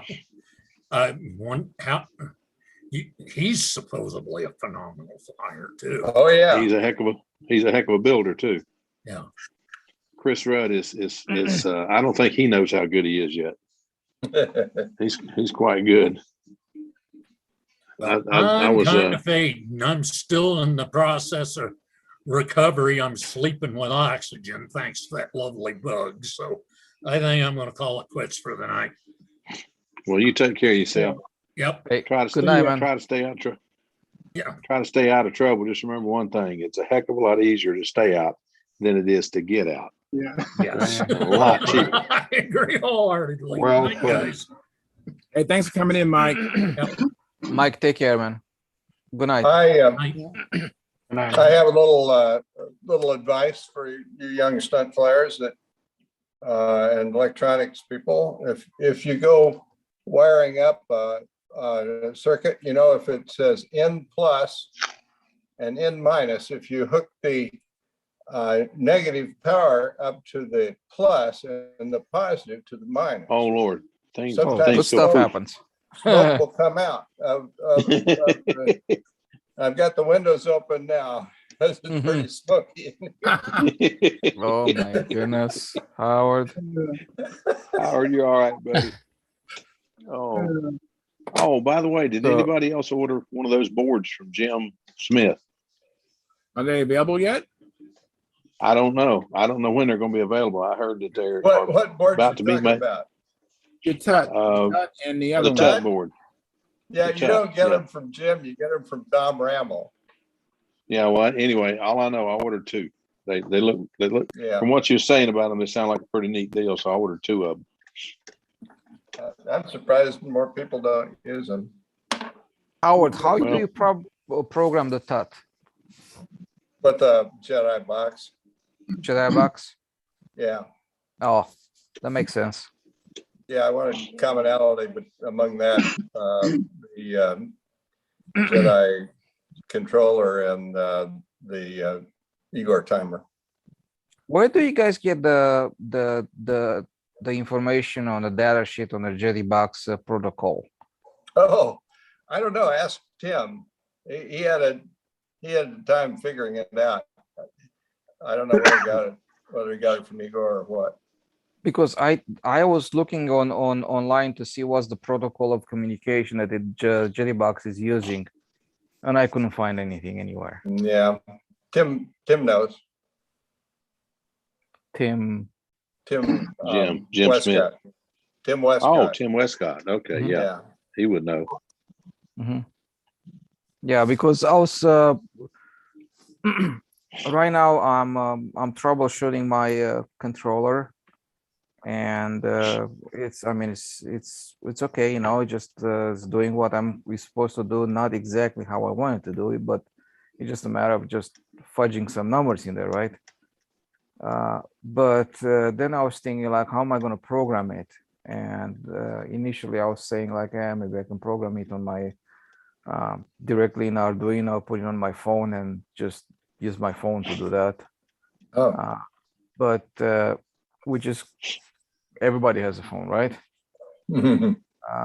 But you know, it can be a little bit complicated, and since everybody has a Jedi box, that'll be my next step of implementation, just to have a Jedi box and use that system to do the programming. Something. Well, I Igor wanna know, uses them for everything.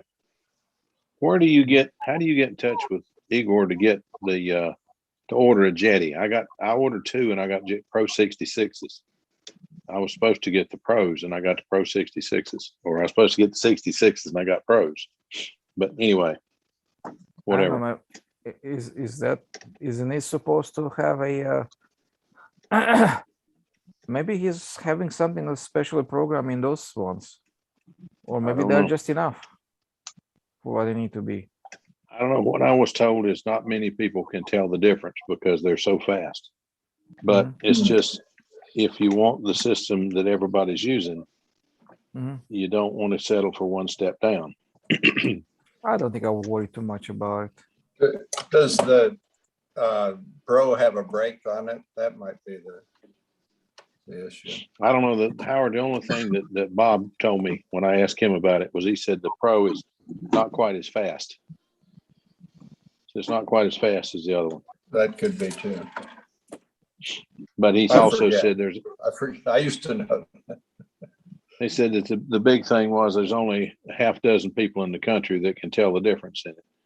And I probably ain't one of them. But irregardless, I mean, you know, if you're going to build it, you're going to go all the way out and build an all new airplane. You're going to buy all new parts to go in it. If you want the best, second best, I mean, you know I'm not a Paul Walker. I know I can't begin to fly with Paul, but I sure would like to have the same equipment he's using, or the timer and speed. I don't want that motor he's using. I've seen that motor he's using, and that thing. I'm going with that Joker. I'm going with the Trans Joker. I've got 2 of them, and I've got 3 more on order. So, Did you put that on a plane? He's using a badass now. Okay. oh, he is? Yeah. Cool. Okay. No, I haven't put it on a plane yet, Trey. And I got 2 of them, and I'm putting them on the Revolution. Gonna put it on the Revolution. Mm-hmm. The other 3 are ones for Jim Smith if he still wants it. One of them is for the Super Sportster, which is a big round radial. It's Behringer's airplane, the one he won the worlds with, and it's built. I just got to make the nose and make the electronics and everything fit in the darn thing. Mm-hmm. And then the third one's a spare. I figured, you know, as many people as I know that are using these things, one of us ought to have a spare motor in case something goes bad. So I've got a spare. Yeah. I still have the motor that I started with. Well, that's what I figured. That's the reason I went with this. You've got a lot of flights on it, and it seemed to be a trouble-free motor, and Lord knows it had the power. But I now have the propellers, and I've got the motors. How did you get the Behringer plane? How did you get a hold of the Behringer plane? Tom Morris. Okay. So Tom Morris, he had the plans to it, and I ordered a set of ribs from him, and I started building. And then I was down there, and Tom had one that he was going to build for himself, and he just found out he had the vertigo, and he's got some other problems I'm not going to go into. But I ended up buying the one that he had started, and I have one that I built myself. I just really like that air. I don't know what it is. I'm a sucker for radials. I love a Bearcat. I love big radials, and that thing's just a big honking airplane. And I said, you know, as big as the front end of that thing is, I'm gonna block off the 2 sides and let it bring in air into the motor and air over the top for the battery and air under the motor for the ESC. And then it's all gonna cool either out the scoops in the bottom, or the thing's got a hole that big that the pilot fits down into. Now, why would you close that off on an electric plane at the top? So I put the pilot in and cut all this out. And now that's got room to get air out of there too. So I think it's going to be an interesting plane. I just have to finish it. But I've got so many projects going right now. I've got a 50 Ford F1 in the backyard. I've got a 70 Chevy C10 in the driveway I'm working on. I've got a Datsun Roadster in the basement I'm trying to finish. Wow. That's it? Too many projects. I'm still trying to figure out. I've been retired 6 years, and I'm still trying to figure out how the heck I ever had time to work. Because that's not all I'm working on. There's always somebody that needs something fixed or done or something. And then I don't know. I stay busy. Yeah. You ever get to Oshkosh? I've been there twice. I loved it both times. Look up Behringer brakes. Usually they have a booth somewhere where they're selling their brakes. So Remy was the one that won the Worlds, and Javert is his dad. So it's usually his dad or his mom or his sister that's in that booth. Okay. Yeah. Look them up. If you're ever walking around Oshkosh, look up Behringer brakes. And I'll do that. Thank you. Yeah. I've talked to Mr. Behringer at the Worlds, and he had his SU-31 there. And I took a bunch of pictures of it. That's the one I'm actually building. But the difference between the SU-31 and the Super Sportster, really, I mean, the big difference is, other than SU-31's got a canopy on it, is the Super Sportster's got the landing gear in the wings, where the 31 has a landing gear in the fuselage. Well, that's not that big a deal, but the airplanes, they look similar and they're very similar in size and dimension, but they act quite different in the air. Right. But those guys had a left-hand motor in those airplanes. I walked up to it and was looking at it, and I said, wait a minute, something don't look right. It took me a minute to realize what it was. Yeah. They've got left-hand props. Yeah. How the heck do you get a 4-stroke to run left-hand? But they changes the cam in them. And I started thinking, I went over to a friend's house that had crashed an RC plane, and he had I don't remember what it was, but it was a big Sato. It was bigger than a 72. But he was taking the thing apart. And I looked at all those parts and pieces, and I said, no, I'm not taking mine apart to try to change the cam in it, because I don't think I'd ever get that puppy back together. So Yeah. A lot of tinkering. yeah, I can build a 426 Hemi, I can build a 340, and I can build a 350, and I can make any of the three of them run very well. But something that darn little that I can't get in with a wrench, I just don't know about. No, don't think so. Hey, trying. I was gonna say hi, Steve. Thanks for coming in. Hey, how's it going? Hey, Steve. Good to see you. On your take apart system, how will that be adjustable for the thickness of the wing? It's wherever you want to put it. If you put it on your plane. But I mean, it's not like the one in Europe to where it's a set size and you can't use a real thin wing on it. The way No, it will be independent. His is 2 rods, and you can just put them where you need them. Exactly. Oh, okay.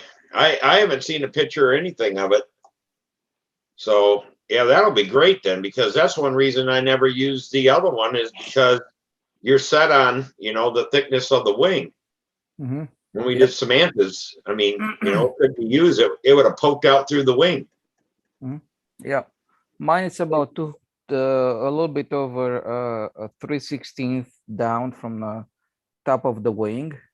So the assembly hole is going to be about 3/16 of an inch down, 200 thousandths actually, and that's all you need to do. So whatever wing you make, you make your contact points about 200 thousandths below the top surface of the wing, and that's it. Okay. How long before you think these will be ready to go? I don't have access to machines anymore, so I don't know. Well, Smith there, got Jim Smith said you found a place to make them and everything, and a machine shop. Oh, if he does, I can give him the models and he can make them. Ain't that what he said Friday when he was in here? That was on Friday. Well, it could be, sounds like Steve just wasn't completely up to date where we're trying is with that stuff. Certainly he has the designs and everything like that. It's just a question of finding somebody. Yeah, Jim said that you had found somebody who was ready to start producing these things. So we are all lining up with our checkbooks to buy some. That's all. Yeah. Oh, okay. Me too. Yeah. Me too. All right. Well, of course, Phil wants some. He's figuring out how to hold the hood down on that C7 out in the driveway, right? So, Yeah. C10. Lord have mercy. So the way it works, it's a very positive lock right now on a new design. So it's pretty much trouble-free and a positive lock, and it has a ball nose to lock it in a position, lock or either open or closed. And that's how it's going to run. Pretty simple to do. Basically, all you have to do is just have a hole, and you just make your holes perfectly aligned to the center line of the wing, top and bottom. And what can I say? Just make some simple templates. Dennis, doesn't your brother have a 4-axis machining center? not like that. He can mill things like wood parts and stuff like that. He does a lot of stuff with plastic and stuff, but it's not a machine shop. I don't know if, and I could be oversimplifying it, but I wonder if somebody like Jim Lee could take a crack at it. Mhm. There's the guy with the machine shop, and you give him a design. I would bet he could. I would bet he could. I bet set up Jim pretty could do close. it. Yeah, he would What do be you- my go. Anything that needs any metal that needs machining, he would be my first phone call right now. So, Mhm. so Why would you machine the molds out of metal? Not the molds, the not parts. the molds, the hardware for the connecting hardware. Oh, okay, I got you. Yeah. Yeah, yeah. The molds you don't. Well, if you want to make the molds out of metal, if you want to make 10,000 examples, probably. But, or if you wanted, actually, a better reason would be if you wanted to heat and cool the molds. Yeah. We used to do that with hoods on school buses because that's how you cut down your cycle times. Yeah. I was talking to a couple guys that worked at, it's called Aerodyne Composites, and they make, I think it was John Force funny car bodies, and they were making Andretti's, some of his race cars. And I was asking them about metal molds, aluminum. They said, no, we make all our molds out of carbon. So if you're making a part out of carbon, you want the mold out of carbon because you want the same coefficient of thermal expansion, even if you do heat it. So if you have a metal mold, sometimes it's beneficial because of the shrinkage or expansion. But if you're going to mold a fuselage or a wing, you probably want a composite tool or a composite part. And I think Makes sense. Midgley was having trouble back in the day. He had metal molds and he was getting like some curling in his layup or something because of the expansion and then the shrinkage of the aluminum. Now, if you're making a fuel tank and you have an aluminum mandrel, you wrap it with pre-preg where the aluminum expands and it puts pressure on your layup, and also you wrap it or bag it or whatever. But then once it cools, aluminum shrinks, and so that becomes your release, the shrinkage of the aluminum. But sometimes it can be your friend, and sometimes it's your enemy. Yeah, well, I've seen what Midgley used to do and how they were making their parts, and they never left the parts inside the mold per se. They used some kind of like a cling wrap, saran wrap kind of thing to put in a mold as a release system. Yeah. So you can imagine when you try to reposition that wing inside the mold and you close the mold, put some pressure on it, because it's not semi stuck to the mold, right? All right. It's gonna move, it's gonna scooch, it's gonna, put stuff will happen. Yeah. So Good way of putting it. So that's what would I'm you saying need about it. trying to produce this thing?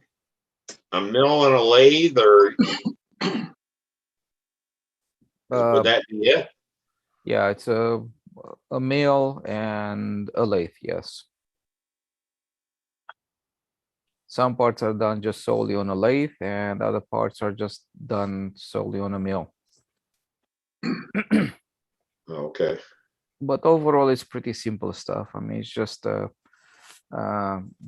parts that go inside the fuselage. Basically, you have a blade that has made out of a 1/4" by 1/4" block, right?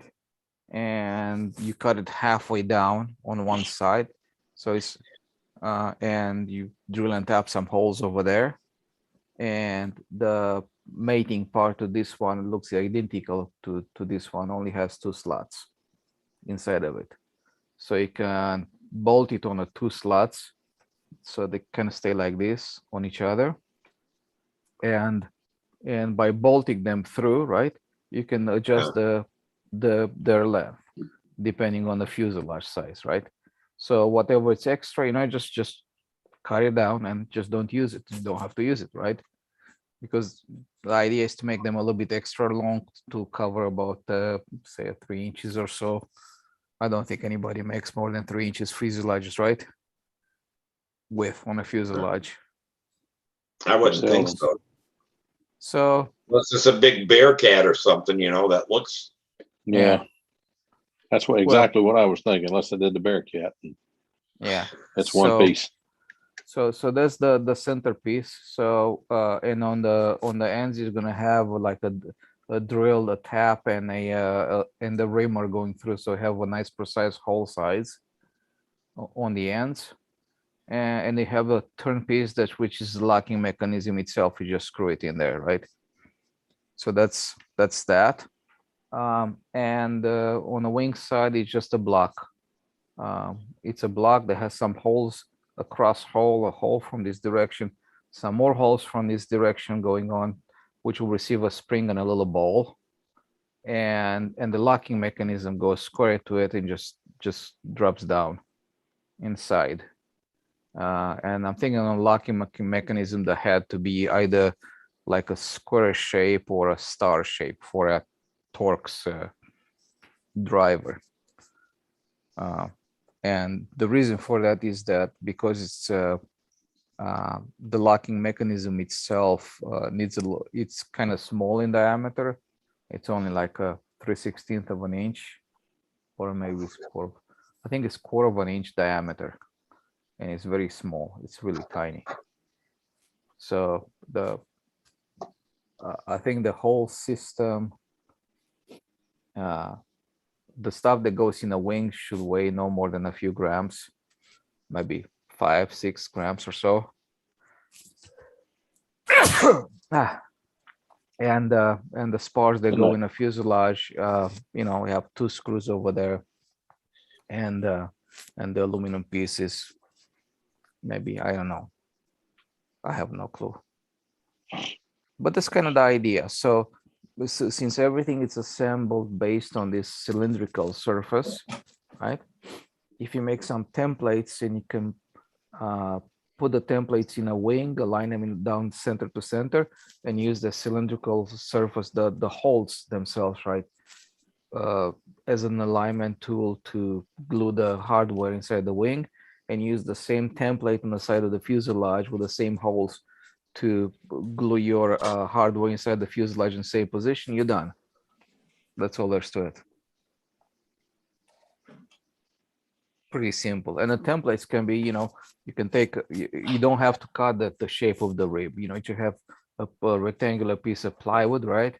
You draw a center line and you decide where the hole is going to be on a top or a bottom. You just drill the hole, maybe make 2 holes initially so you can take them like this and flip them over, right? And put them back, right? So you put them like this, you drill a hole in one direction, and then you flip it over. So now you use those holes as a reference to bang, bang, you have the holes, right? And you make another one on the trailing edge, wherever you want to put it, really doesn't matter at that point. And you get these 2 templates, and you just use one on one side of the fuselage, one on the other one, just transfer the holes, stuff like that. You just basically transfer the holes of the templates. And I had never thought about taking it and doing the half and half, and because that makes, you can't mess it up that way. It's got to make. Yeah. Good grief, that's very sharp. So what I also do sometimes, I take like 2 pieces of wood like this 90 degrees, and I drill a hole through one of them like this, and you can slide it like this on the edge of the balsa wood, right? So this balsa sheet is here. I mean, the fuselage sides are here.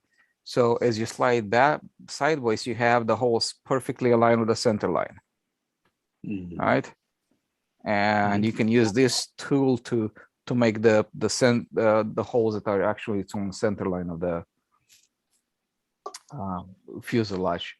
And then you can get the templates and put them on those 2 holes. So the template is not going to sit like this or like that, or on your fuselage. Just going to go straight. And now you have the other 3 holes, which are the for your template. You go zing, zing, zing, put 3 holes in. Pretty much done there. And the spars inside the fuselage, you put them in and just drop a pin through the existing holes.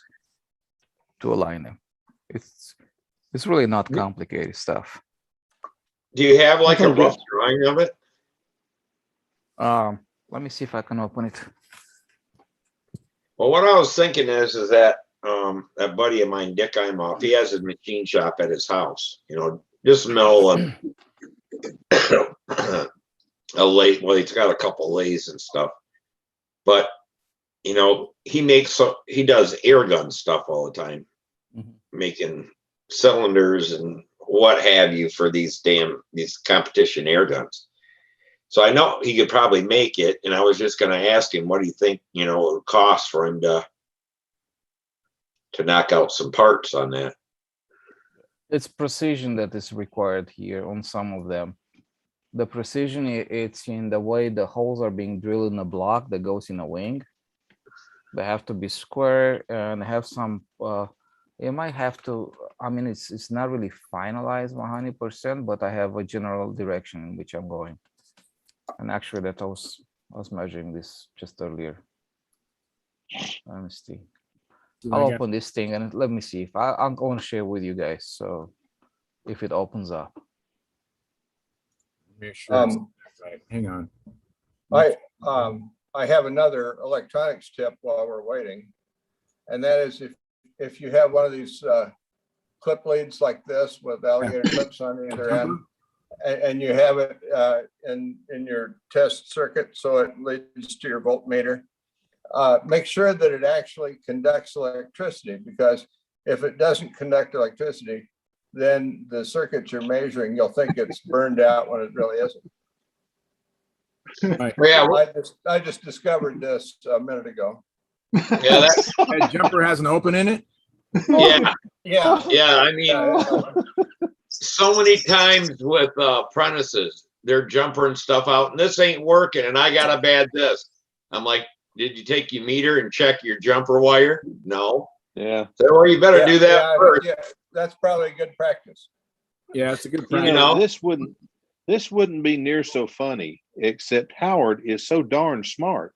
Yeah, sure. Doggone. Howard, there goes your reputation, man. Human. Hey, if you can't laugh at yourself, who can you laugh at?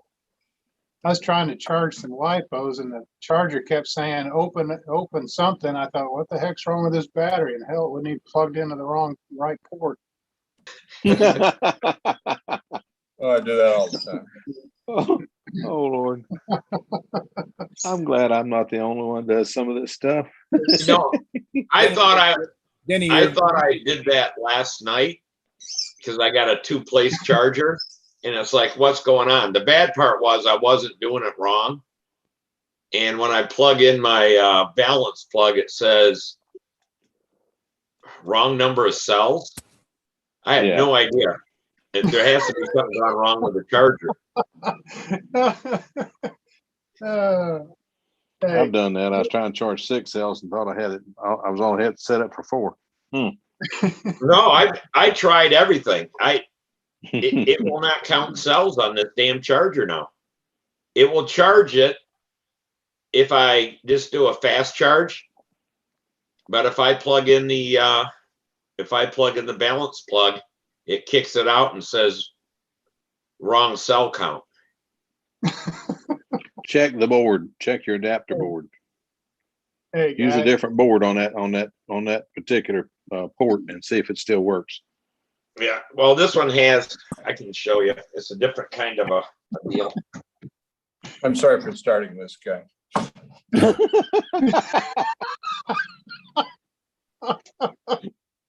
Howard, this is the best laugh I've had in a week. Oh my gosh. Oh my gosh. We were so serious over the weekend, and everything was so it's fun to laugh again. Yeah. My goodness. That's pretty good. Hey, this doesn't have anything to do with airplanes. I'm going to tell it real quick anyway. You know, when you go to make toast in the morning, you push the button down and the toaster's not even plugged in. Yes. Oh yeah. You know, everybody's done that. The other day, I thought, what's wrong with this toast? It's not popping up. There wasn't even, I had it down and plugged in. There wasn't any toast in it. That's pretty bad. Isn't Yeah. Oh, You gotta talk. There's- oh my God. There's my charger. All right, guys, you ready? Oh, hang on, Tryon, one quick second. You Well, showing go us? ahead. It doesn't. I can show it after this. All right, go ahead, Tryon. We got it to pop it up. All right, you guys see this? Yeah. Yeah. Okay. So this is one of the pieces. So you have a slot in here. Okay. Just an idea. Okay.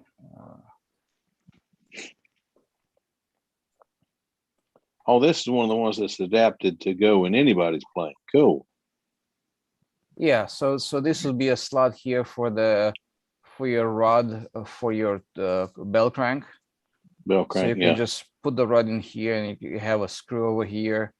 And these are just the surface for the take apart system. This is where the pin is going to go inside, Mm-hmm. kind of like this. And this would be the mating part. Kind of obvious, right? What's going on here? Yeah, that's pretty slick. Same thing. This is the drill and tapped and stuff like that. But obviously, you don't have a control horn on this side. So these two parts kind of bolt on each other, right? So those two bolt on each other. And then you have the pin that looks something like this. And you take this pin and you just screw it in. It screws in on the end of this, right? So this pin is going to go inside there. It's going to screw in. And as you screw it in, it's going to go in and out for adjustment. All right. And put a little bit of Loctite on it once you find a good position. Okay. And this is part of the yeah, of course the shift button doesn't work on my stupid thing. So basically, can I do something else?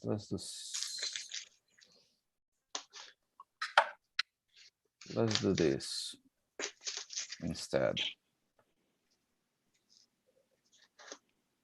Not that one. Not that one. I'm trying to find the right one. Anyways, so if you look from here, actually that piece, this is the hole through which everything, the pin goes inside. Mm-hmm. And the locking mechanism is in this new orientation over here. And I think I had, what can I get? This is in a way, how can I close this window here with or move it? Let me move it. Okay, I can move it. So this is just I'm just looking at the mechanism, how they interact with each other and stuff like that. So it's just a matter of just finalizing the block that goes in the wing. But I didn't have I needed some distances in here that were telling me like what's the distance from the top to the center line here, so I can finalize everything. So I just found the stuff and I was measuring just now, and I have a number now from here to here. Those two surfaces, then it needs to be in a certain position. So yeah, kind of working on it. So what kind of tolerances you think you're looking at? Plus or minus what? 1,000 some places. Yeah. Yeah. 1,000 many places actually. Yeah. So, but it's just the idea that the main idea is that just kind of you guys got it just for the idea of the whole thing, right?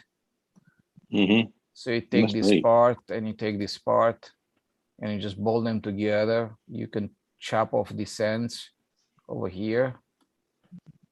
Just cut off the Chop back off what side you of don't it, use. whatever you don't use, because it doesn't have to be there. you have a couple of screws. They're gonna fit through this slot here, and it's gonna give you like 1/4 of an inch worth of adjustment back and forth. Okay. Well, then, So Trent, so I got a if- question. The pin that screws into that one hole there, Mhm. can't you screw it in? Yeah, there you go. That could screw in, and then can't you use the adjustment to adjust that for where your pins are at? it's this surface here. See this surface? Yeah. This is what aligns everything. Okay. So I need to have a tight tolerance to this hole in here. Okay. Right. And also in the mating part, I want to have a tight tolerance over there. Right. I understand that. But instead of screwing that in and out to adjust it, why couldn't that screw in and lock?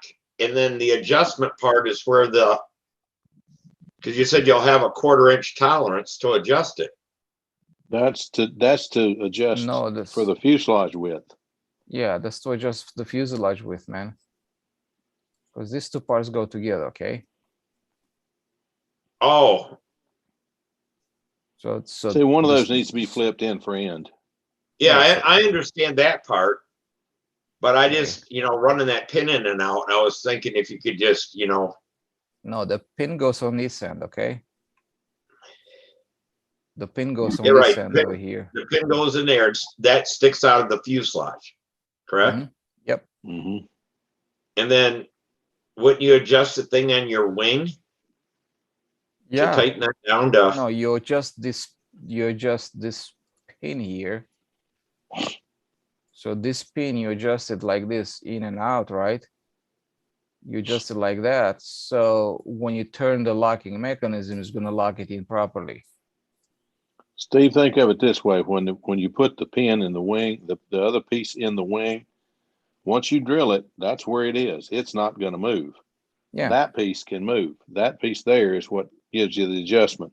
In case you're Mhm. two or 3 thousand or 5 thousandths out, you can screw that out a little bit and make it still be able to lock, because the locking mechanism is the thing that the end, not the threaded end, but the ball end of that thing goes in, and then you turn it 90 degrees and locks it in. Right. And when it's locked in, it ain't moving. Right, yeah, I understand that and how that cam lock kind of thing works. But I Yeah. just thought that you could use the other part there to adjust it. No, that gets epoxied in your fuselage. One of And- the coolest things of this thing is the fact you got that slot in the upper piece there. You got that slot where the screws beside it. That's where a rod goes in that your bell crank goes into, and that Yeah. just holds This one? everything. Then yeah, that's it. Then nothing can move and nothing can get in a bind, and it's just neat. Mhm. Yeah, and A lot of it's thought process easy went to into this thing. it's easy to install too, because you're gonna have one on top, one on bottom. You align your slot on that side. You can flip it over. You can put the background, the rod from the back bell crank on the back side, towards the outboard wing, or you could put it towards the inboard wing. Whatever you want to do. Mm-hmm. It's a neat system. Yeah, them And Get it parts done, there, I want one. I mean, them parts there should be, fairly easy to make. Yeah. I don't know What's what not the easy wing, to make is this guy here, which is this needs to be precisely made, especially this surfaces over here. Okay, and this And they're this tiny. this is a tight tolerance too. And then you have the block itself, this guy here, which has a few,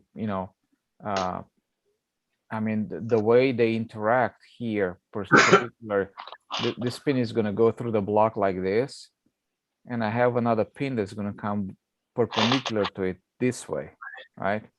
So center line to center line, if you look from the top, you have to have it just right, because this guy is over here, something like that.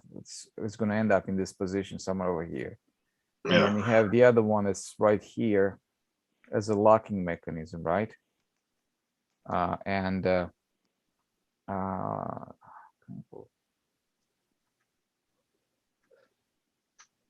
like that, I guess. This is a great demonstration, by the way. Great way to show this.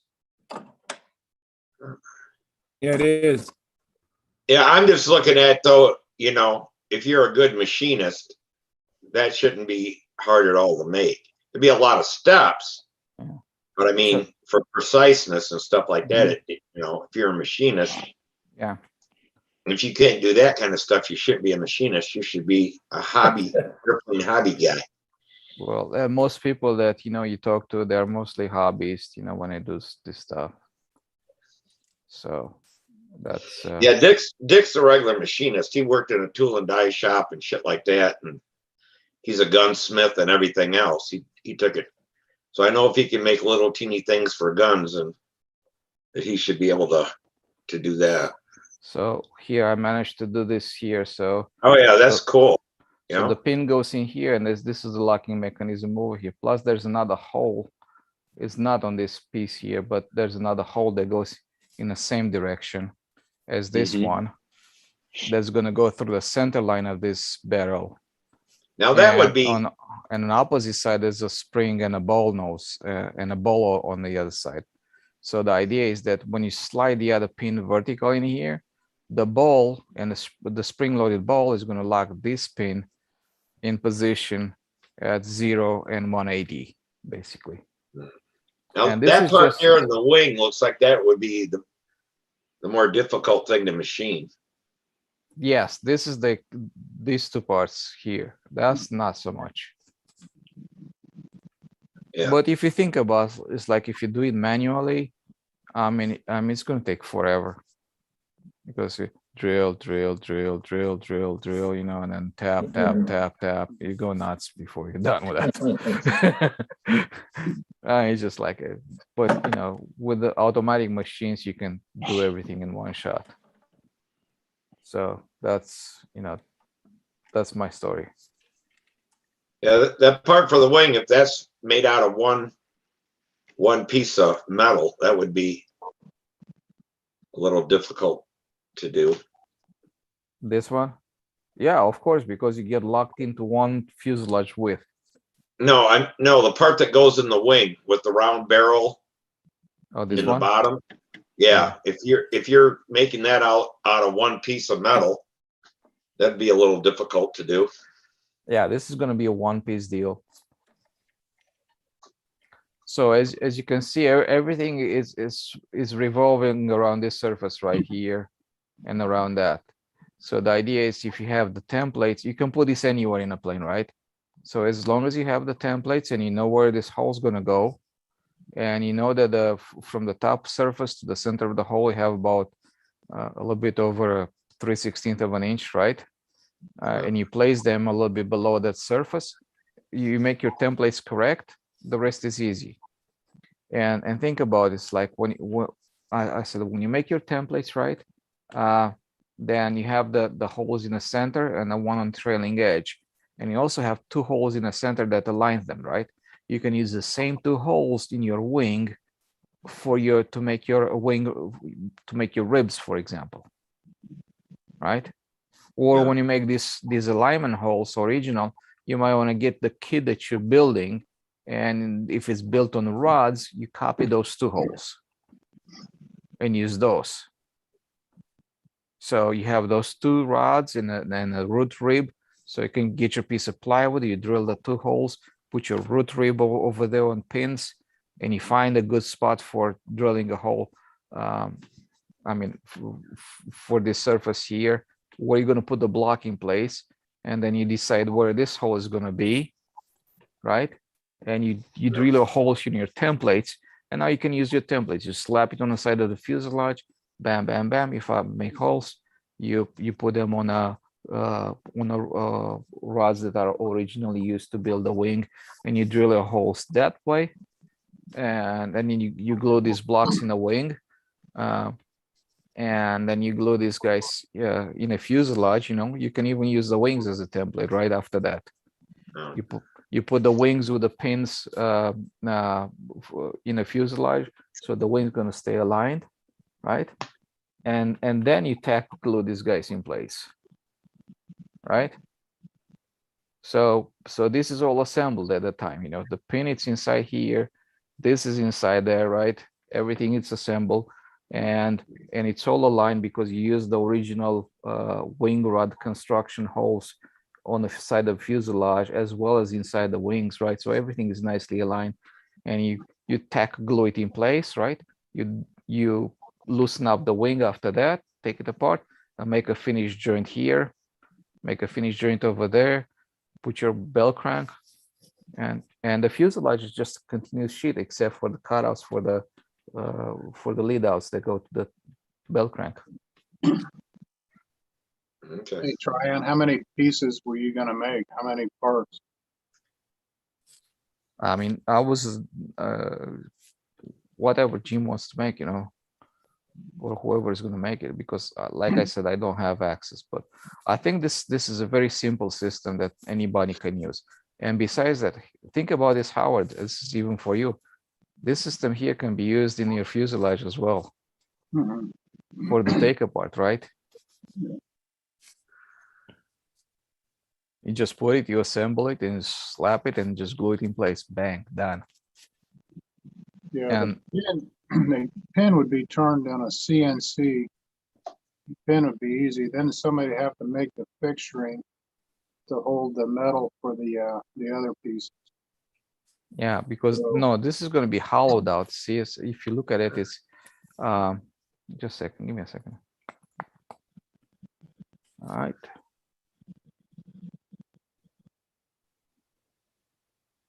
So this here actually has more features because I'm going to have some more stuff going on in here. Yeah. And besides, I want to think about a good way to bond this plate to, you either bond it to the top sheeting and the spar itself if you have a built-up wing. And in my case, I just glue it straight onto the skin and the root rib. So is that like a carbon fiber plate? This one? No, this is Yeah. going to be a machined aluminum. Aluminum? Yeah. Yeah. When you machine that, somebody'd have to set the block, and they'd have to make the fixture to hold that while it's being machined. Yeah. So whenever they do that, if you want a dozen of them, it's gonna be sort of costly. But if they amateurize the fixturing into hundreds of them, then it gets cheaper. But Yeah, but it's amateur work. it's what? It's amateur work at the point. Yeah. Yeah. And yeah. It's So, easy. I mean, anybody with a right G code and a CNC machine. Another Yeah. thing, I was looking at a YouTube video, and there was a business that you actually submit your parts to. Now, yeah. you can submit your drawings like you got, or you can submit the whole package with G code and everything, or you can just a rough sketch. And what you do is you upload what you want to this database, and different machine shops from all over the United States can look at these jobs, and then they can bid on them. Yeah. So people need stuff made, and then let's say you have a machine shop and you got a machine that's sitting there for like a week or two, nothing's going on. Well, the machine shop gets online, they find a job that sort of fits whatever they got, the tooling and the machine, and then they'll run them for you. That's one option. I can't remember the name of the place though, but it's sort of like a clearinghouse for yeah. it That's brings a great idea. Yeah. Guys, I'm gonna stop sharing. You guys done, right? Yeah. You've seen enough of this stuff, right? Okay. Cool. Yeah. That's good. That's good. Yeah, I mean, That's a good idea too. that would be an idea to get, how many you have to have made. They're probably going to want to make 50 or 100, and then we'd have to get everybody who wants them to get their money in and stuff like that. Yeah, that's the problem. See, that's exactly the problem that I have, Steve. You know what happened in the past? I told you, I told it several times. It's like I try to get to see who's interested, and I got 80 people say, "Oh, I want one," right? and then I spent a few $1,000s to get it up and running, and then 20 people came and bought it, and I got stuck with a. Well, no, that's why you have you use the that's- PayPal, and you have them Yeah. send the money ahead of time, like Randy does, Smith. You send your money in before, you know, you get your motor. Your money may be tied up for 6 months, but that's just the way it is. I mean, you know, it's kind of like Dennis with props. You know, we were talking about that, having all these, you know, props made, and you know, it worked out good for a bunch of them, but he said one of them didn't work out so good. You know, so I mean, you just got. I mean, if that thing costs $50 a piece or whatever, or $100 or whatever it is, Yeah. you know, it's like, this is the run, send your money in, and you know, we'll get them made, and then you'll get your parts. You need to realize that on a fuselage you have at least 3 of those components, so there are 6 pieces over there, right? And the screws, right? And then you have another 6 pieces in the wings. Another 6 pieces in a wing, yeah. And, right. So I don't know what you have another 6 pins, so it's a lot of work in there, and you know, so it's like you can almost compare that to close to, you know, amount of work that goes to make a motor at that point. I mean, maybe not as much, obviously, but you know, it's a lot of work, you know, in the machine time and stuff like that. So what will be worth it? You know. Hey, Tryon, you ever heard of Rube Goldberg? No. Up there at Purdue University, they have the Rube Goldberg Engineering. And basically, if they want to turn on a light switch, whoever makes it the most complicated wins. And I know you've seen it. The ball drops down, it goes down, it trips this thing, and it strikes and burns it, and then it does this and this. A better mousetrap. I seen it in Tom and Jerry too. I can You remember gotta that. be careful you don't get into the Rube Goldberg here, you know? Yeah. Yeah. No, but no, I think I still think this is about as simple as it gets, unless you have a set width of the fuselage in which place is just a single piece when you're done, right? Yeah. you know, the other thing is that you could take it to a college. I mean, the college here in town, they train, you know, tool and die and all that kind of stuff. And we may be even to, you know, to see what they could turn out. You know, they got to train these guys on their CNCs and tooling centers and all that kind of stuff. Okay. You know, and you can see what they would do it for. Yeah.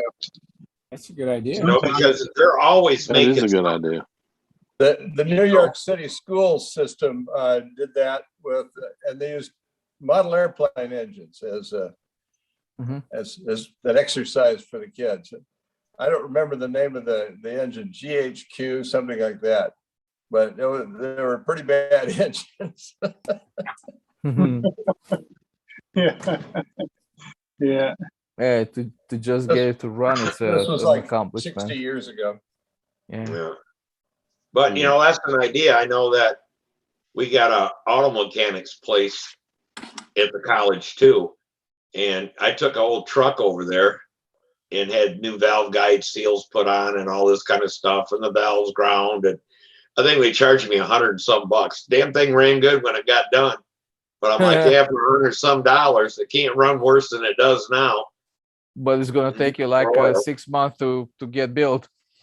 It was gone 3 weeks.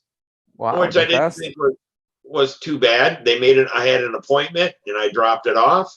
Wow. And they called me and I picked it up, you know, but they need stuff to work on all the time. Yeah, I had one painted like that. Turned out really nice. Yeah, we have an auto body place at the college too, but I'm thinking of the tool or die thing. I mean, they got to do projects and stuff like that.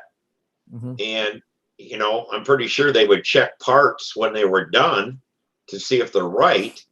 You know, that would be there's, part of their training too. And, yeah. you know, if they messed them all up, they messed them all up. It wouldn't cost you anything. Yeah. I think part of it too is that if you take a look at the parts in that system, things like the sockets, the pieces that go in the wing look to me like it's a pretty intricate piece. Things like the little threaded pins, that's a screw machine part. You could put that, give that to almost anybody to make that. But maybe you can depend on different sources for different things. I don't know, Tryon, it's welcome to capitalism. I think I can sell 100 of these, and I'm willing to invest in getting 100 of them made. Woe be me if I can't sell the darn things. That's my problem, what man. Steve was talking about before is that I was basically a front man to APC. We were trying to get some special electric props made and stuff, and they would rate about anything you wanted if you ordered 200 of them. But you don't wait for this guy to call in 10, that guy to get 6, somebody else to get a dozen, and everything like that. Yeah, that sucks. So what I would do is I said something like, all right, I want to get a 5.8 prop made. I need 200 of them. I put something on StuntHangar and said, all right, now how many people really want this thing? And I'd get, people would pop up for, you know, I could get to 100 parts. That was enough. I took it. I just go ahead and order it. And I could use, and I was able to sell everything that I got that way, except for one size prop wasn't successful. And well, if you need a 12 6.5 extra wide blade, I got bushels of them. I'll leave it go with that. And but the bottom line is that we were able to do that successfully. How many of those connections in your airplane? Of course, you had the connections on the nose and everything like that, but how many sets of sockets and cams did you have on your airplane on the Revolution? I have okay. The cams, 6, 8 total. 8 of those per airplane? Yeah, 6 in the wings, 2 in the fuselage. So if you make 100 parts, you're looking at what, you need a dozen people to. Well, if they want to speak make up a for 'em. take apart, yeah, for the fuselage, it have to be a slightly different design. Yeah. Yeah. What I would do for the fuselage, you know, I'll probably make the, instead of the insert that goes right now in a fuselage, they exist to connect the wings. Since it goes in opposite direction, you want to match the thickness of the other block. So they just go together and just go slap it, and it's like a continuous surface. Done deal, kind of thing. I don't know. I think you could send the drawings. I would send. I'm easy. I don't know why I put it that way. Forgive me for saying it that way. Talk to Jim Lee and say I need, 50 of these, 100 of those, 75 of those, and ask him to give you a quote and decide if it's worth it. And he'll decide if it's worth it to bother with it. The key thing is that he's a professional, runs a machine shop, and he's also a modeler. So he's going to know not to make it stupid, Yeah. And he will make it, he does do precise work and everything like that. And it comes out, it's like, $10 a connection or something like that. You might have a hard time selling them, Yeah, of course. You can make them 50 cents a thing. You'll be selling them by the tens of thousands, and they'll be sitting in people's basements even. But and the truth is going to be somewhere in between. Yeah. Take your cost, multiply it by 4. That's your list price, and go from there. Yeah. But if you get a drawing or the whatever, I'll be willing to take it to the college and see what they would do it for. Yeah. I mean, they got the best damn equipment in the world. I mean, they spend money like drunken sailors on this stuff because it's all our tax dollars and everything that goes into it. Yeah, they have Haas, CNCs and stuff like that. Yeah, I mean, Haas is only about 2 miles from the college. But I think your suggestion using Dick Imhoff's the same way. I don't know, he could do it, but say the reason I mentioned Jim is that he is, his livelihood depends on making it and making it right. He's running a machine shop and everything like that. He's not just a hobbyist or something like that doing that. Yeah. So yeah, I don't know. Dick a is hell of an retired now, idea. isn't he? Pardon me? Dick is retired now, isn't he? Or is he? Yeah, he's retired. Yeah. But Okay. does Jim has CNC machines, or what does he have? You could ask him directly. He Yeah, makes. see, All I know is that he has to run a machine shop and he has to make a living at it. So you can bet he's got pretty darn good equipment. Mm-hmm. All right. And I It- know it he can make depends. small There- stuff. there are I don't machine know how shops. big his thing he can make, but Mhm. I would have a lot of confidence in him to make the parts that you're showing there. And to me, it Uh-huh. looks like that socket with the cam. That looks to me like that's, if you pardon the expression, that's where the money is. That's where the part's gonna, that's gonna be the most challenging part to make. The rest of it looks pretty doggone straightforward and Yeah. simple. You could give I it to try almost to keep it anybody. as simple. Yeah, I try to keep it as simple as possible. Yeah, yeah. And even the socket, I even wonder if the darn thing could be printed, but I don't know. Socket. I don't know if it would work or not, but I'd say, your aluminum design obviously works. Go for it. Nah, you And don't. I don't trust Charles printing is going parts to for something like transition us, this. I think. Mhm. Yep. Yes, I got midnight. But I'm I gonna really go have to bed. enjoyed this. You leaving Tryon? Yeah, I'm going to bed. Well, Yeah. we've had a Ryan, really I'll call you tomorrow evening. very, very much. My wife's birthday, I'm gonna go down and have some cake and ice cream, and Tell her happy birthday for us. thank you very much. So, Absolutely. Tell her thank you for letting us borrow you. Hey, where's Yes. my cake? thank you very much. You got some German chocolate cake? German chocolate cake downstairs. Tell Not her a we want cake not a too. very big So, piece though. I We don't know want if I- cake. Anyways, let me just give you guys a rundown. We've had as many as 3. 26 viewers. Of course, we're going to get replays. We have 18 likes, 0 chat, 0 new members. We had some good conversation in the chat box and had some great. Thank you, Dan, for the show and tell.